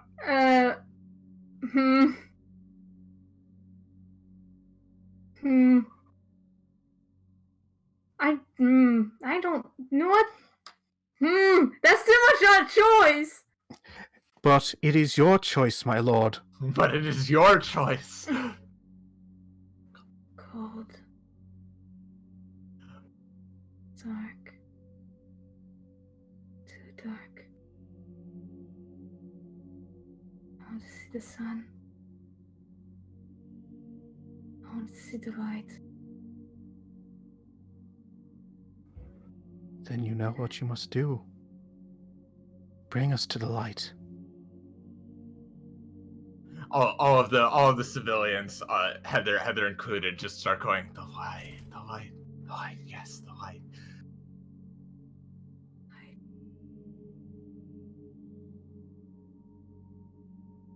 And I'd say that at this point, we feel something. We hear outside again, even louder than before, the creaking of the submarine as something grabs. The floor shakes and shudders. And before we know it, our sub. You hear sirens going off as we begin to ascend. We ascend 50 meters, 100 meters, and then we stop. And something. It's. Is it a force? Is it actually something pulling? Is it a physical object? Is it metaphysics? I don't know. But something moves us away from the waiting U-boats above, ready to destroy us. Eventually, the crewmen come back and they manage to get the engine working. They make for friendly shores. We rise and eventually our submarine breaks the surface of the water. And I think The crew, all desperate, open the hatch on top, and we all come out, staring at the sunlight. The sun that many of us thought we'd never see again. Yeah, what's I was actually gonna go in the exact same direction, which is everyone runs onto the top of the sub, and the final shot is the sunlight glinting in Final Anderson's shot? eyes. Excuse me, this is not over. Oh? Andy still, looks lifeless. Then just 1 minute. Pain. Ah! Travis's head, his face, everywhere. It hurts. Pain. My lord, what's wrong? Pain. I don't. The sun. Pain. Okay, get him back inside. Get him back inside the sub, now! No!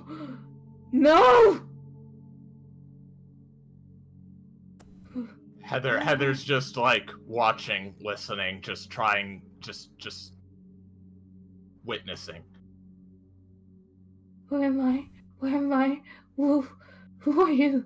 I don't know.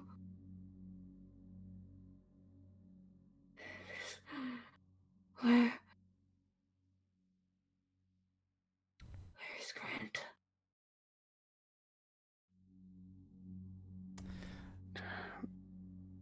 James I'm looks just down. gonna step in. I do not want to be saved. I want to have a bad ending. Yeah, like you. Unfortunately, Don't worry. Wait, what? She's way ahead of you. Grant. I don't know. I imagine we're like all together here on top of this sub now, right? Yeah, but Grant is probably still secluded somewhere, considering the fact that his entire crew saw him attempting to cut the Yeah. throat of a fucking private. He's still inside, Lord. He's still inside. I want him. And she turns to Sean. You heard him. And Sean, the giant man, just brings Grant up. I would guess.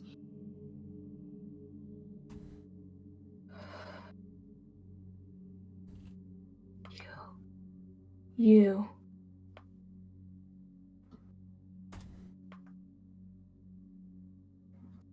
You are the one. Yeah, Grant's been he's been gagged. He was screaming constantly. Yeah, like I think he's just like screamed himself into a complete unconsciousness. He's like, yeah, he is also just half conscious. Like he is barely even registering like what's happening.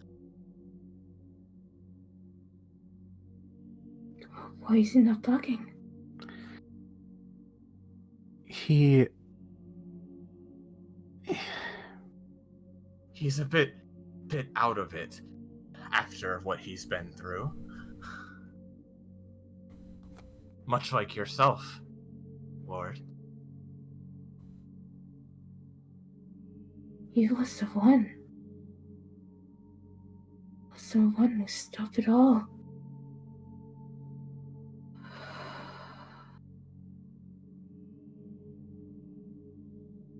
He's the one that I still have some attachment to.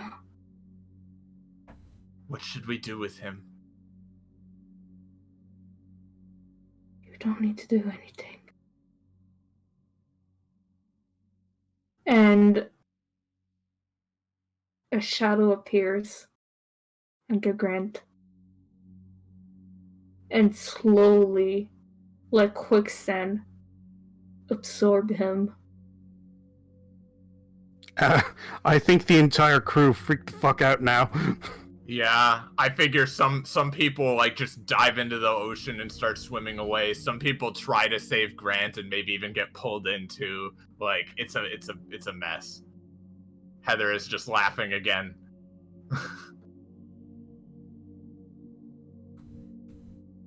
I think that's a good place to end it. Mm-hmm. Yeah. All right. Basically, cultists win, I guess. Yeah, yes! I just went with the flow! No, that was really good. I had a lot of fun with that. That was good. Yeah, I mean, what's your opinions on this playbook? I think that some of its details were a bit too vague, but like it seemed like, cause like the thing about Fiasco, what's good about it is that it gives you like specific juicy details to add in, whereas here it was just like very vague. It definitely not bad. I had a good time with it, but like it is a little bit. I did feel a little directionless with it here and there. Yeah, let's quickly yeah. put something on to unwind a bit. Hold on. Have something at this. How about this? Yes, beautiful. Perfect. Perfect. I am still out of it because, like, when I play a character, I am kind of in the same mindset. And I will tell you, the mindset of Andy while he's getting possessed. Oh hurts god, my that was fun. brain so much. It was so vague. Oh my god. Yeah, That was fun. if I had, I'm like a ton like of fun, but that was a good jeez. time. But I think that's mainly just because Fiasco in general is a pretty good time. But I will say that from a standpoint of like, is this a good playbook? I definitely agree with Iris. I frankly, as we were defining all the relationships and stuff, I was like, immediately in my head, I was thinking, this isn't really gonna give us a lot to go off of, you know? Because it does a good job of showing of it being like, yeah, okay, there's culty stuff going on, there's espionage with the military, like that stuff is cool and interesting, but the problem is that like after the first two I was in, I was, when we defined everything, I was immediately like, oh, okay, so this could go here or this could go here, or we could do this. Like it sort of feels like that the initial premise is just like, what were the civilians doing on the island? What was going on? And it kind of just leaves that up to you to decide, which isn't the worst, but at the same time, it's like, I feel like you should have a pretty good idea of what's going on as soon as you're done defining things. Yeah.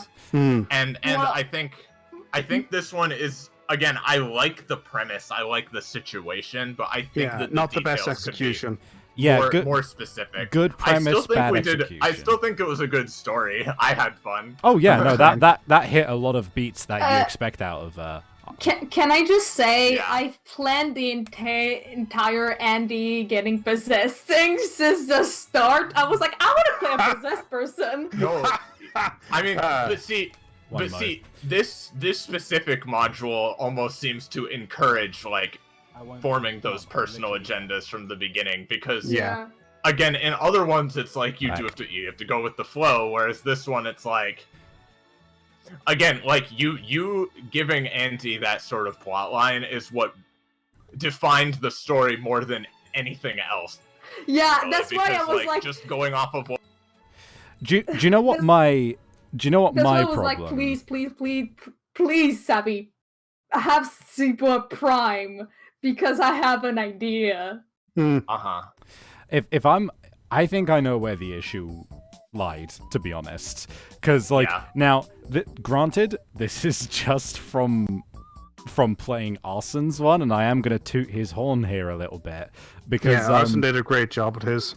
Yeah, Like, Arson The one we played has a- before that was really good too, though. Yeah. put it this. Arson's really good. Like But- I've played a Fiasco game with him, and it was like amazing. Yeah. Not that this game was not good. It was. I had like a tons of fun, but like I could have acted like the way I wanted, and I did a crying scene, which is something I always wanted to do. Yeah.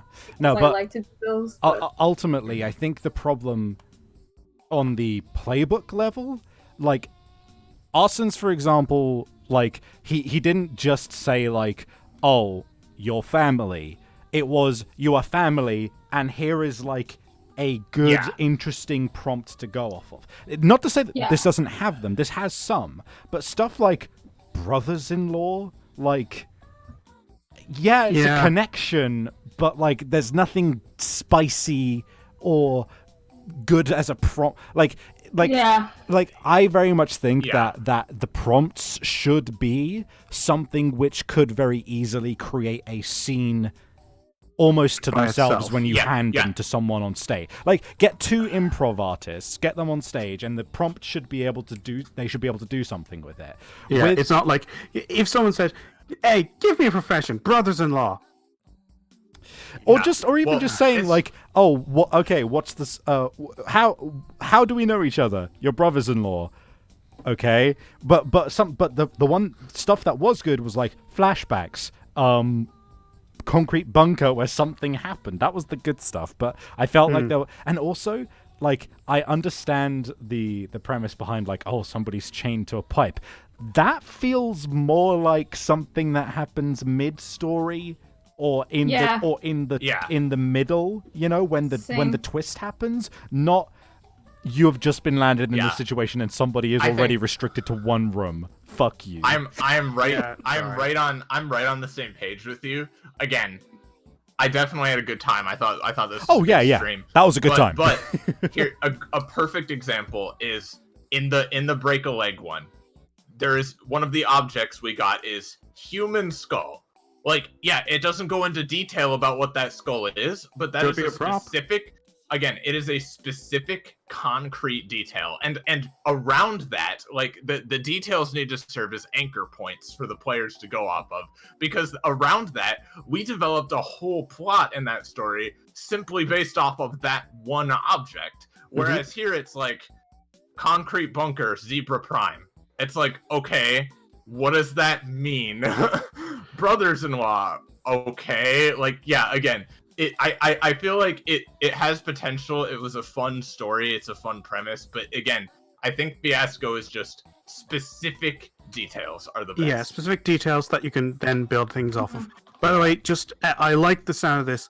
Arson says, "I do plan on making more playbooks, and I'll tell you right now, next one I make is inspired by River City Girls / Fatal Fury." Yes. Oh, damn. Arson's oh, to tell that's me very- about that that. could I'm be looking very forward fun. to Yeah. that. I really hope that Alright, you manage to well- get your PC issues sorted out soon, Arsons. Yeah, Yeah, for absolutely. sure. All right. Well, Uh, with that, we can do our wait. probably. I just want to ask, because it's my first time here, did I do a good job? Yeah, Yeah, you were it's great. killing No, it with the roleplay. No, Thank literally, you. that's what I'm saying. I'm saying that you did a better job than this module did. Yeah, at because giving we us a literally plot. because we literally sat back and had that moment of just like, oh, that's spicy. You know? Yeah, Yeah, if you want a spicy story, Savvy knows because he's a GM for a game, and I did hand him like a lot of spice and being Yeah, like, definitely. the do problem you I want think to with work with this? to sum it up, I think that Fiasco, what it should do is give you a blank Mhm. canvas with some dots to connect. This one Yeah. gave us a blank canvas, but not too many dots. It gave us Like- very fuzzy dots. fuzzy dots. I was lucky because I had a story idea, because I was like, oh, it's Cthulhu, and now I was thinking of like, hey, I can have a relation with Cthulhu. So I was Oh, for lucky sure. to I- See, create an idea and a story. But if I didn't have that, I and think see, the book I does. think that's why. like here's the thing, right? The three of us have played Fiasco. Well, no, we've all played Fiasco before. But, like, we went into this just being like, all right, let's see where the prompts take us. Whereas, Tora, you went in saying, like, cool, I've got a story that I think will be cool with what we've got here as a premise. And that's what carried us. Whereas we were relying too much on being given good dots, you know? Well, and sometimes it's not good to have a story in mind ahead of time with these sorts of stories. But it just sort of, it worked out this time. Yeah. I also got to do pretty much what I wanted to with Heather, so I hope you liked her too. But yeah, I wasn't. I'll be honest. Grant, I feel, just fulfilled the stereotype, and that's fine. I just don't think I did anything too interesting. You did well within that, though. You did. Fucking bastard! I hate him. I hope he dies. I can't. Are you talking about Grant or James? James. I'm so sad that I eaten Grant, but that was like what the story was leading to. I enjoyed playing him too much. I don't get to play the complete asshole occasionally. See Arsons. See Arson. Alright, we can probably do our ending shilling now. Yeah, we can do. Alright. Do we show like art in this? Oh yes. Oh right, yes. Yes, 100%. Hold on. Let me get those open. I forgot about art, sorry. Yeah, I also totally forgot. we have some really fun art. Yeah. Okay, so first off from Tora is the sketch of the boy. Good boy. Amazing how quickly you drew that. Very good. Yeah. And then frankly uncanny. And then just as quickly afterwards from Lemieux, we've got the boy. It's my first fan art. Well deserved. Well deserved. Yes. He's a very good and soft boy, and nothing bad happened. I'm saving all of Look, he's gone up in the world. Also, we've got the colored boy from Tora. Mm-hmm. Excellent. I love it. Didn't take me that much time. It was fun coloring, mostly the hair, because I used a lot of greens and all. Then we've got the eyes from Tora. The eyes. He's fine. It's fine. He's fine. Yeah. He's fine. Then we've got, from Lemieux once again... Yeah! Bastards! Top tier cultists. I love her little book so much. I just love... I've got pince nez or whatever they're called. Like, I do look like a complete and utter asshole.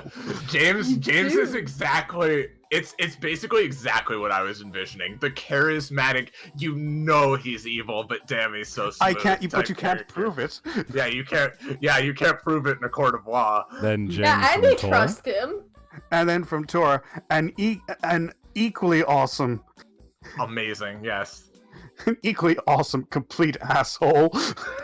I love him. Last of all, from Lemieux, the boy. Soft boy has a bad time. The boy!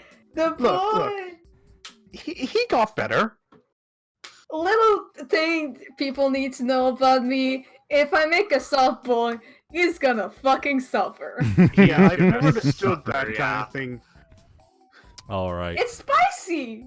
It's spicy, but it's not fair. They're nice people. Let them have nice things. I wasn't gonna plan that he was gonna come back like being okay, but yeah, I thought guess that not. when you said, where's Grant? I thought, the Lord's gone, unfortunately, and we're back with Andy. Oh, well, it's something to build off of, but no, apparently, no, I just want Grant because I want to eat him. What he has done to me. I mean, Andy is definitely not okay by any stretch, so... There's a little bit of Andy's left in him, and he's terrified and mortified of the thing that he's doing. Alright, we should do our final wrap-up. Yep. Okay, so if you guys enjoyed this, which I hope you did, then you can join our Discord to see the fan art firsthand when it comes up, and also see when we're going to be going live first and foremost. We have a lot of good people on the server, and we try and have a good time, and we would love to see some new faces. If you guys want to support the channel, then please do subscribe or send us a few bits or donations our way. It really does help me out, and we look forward to seeing you in more streams. Tora, would you like to shill your art one last time since it was shown? Yeah, sure. Hey guys, I'm an artist, and I'm not taking commission currently, but I will soon after I finish college. So if you want any icons for D&D or just a drawing of your characters or anything that you want to be drawn, you can contact me at my Twitter or Tumblr, or there is information about it. So She's thank amazing. you. Thank you. Very good stuff. Can recommend. Absolutely. All right. By the way, that's Twitter for notifications, Tora. Oh fuck!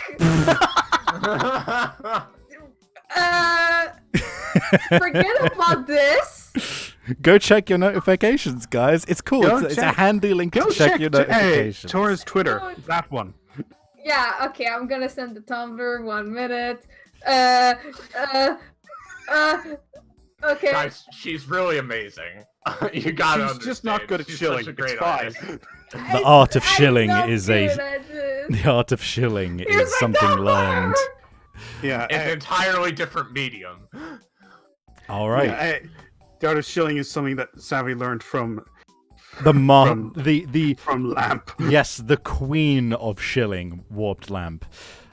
She was. Tell your friends. Tell your friends, everybody. Thank But, you all so much for watching. Yeah, you very much absolutely. for Thank you, watching. guys.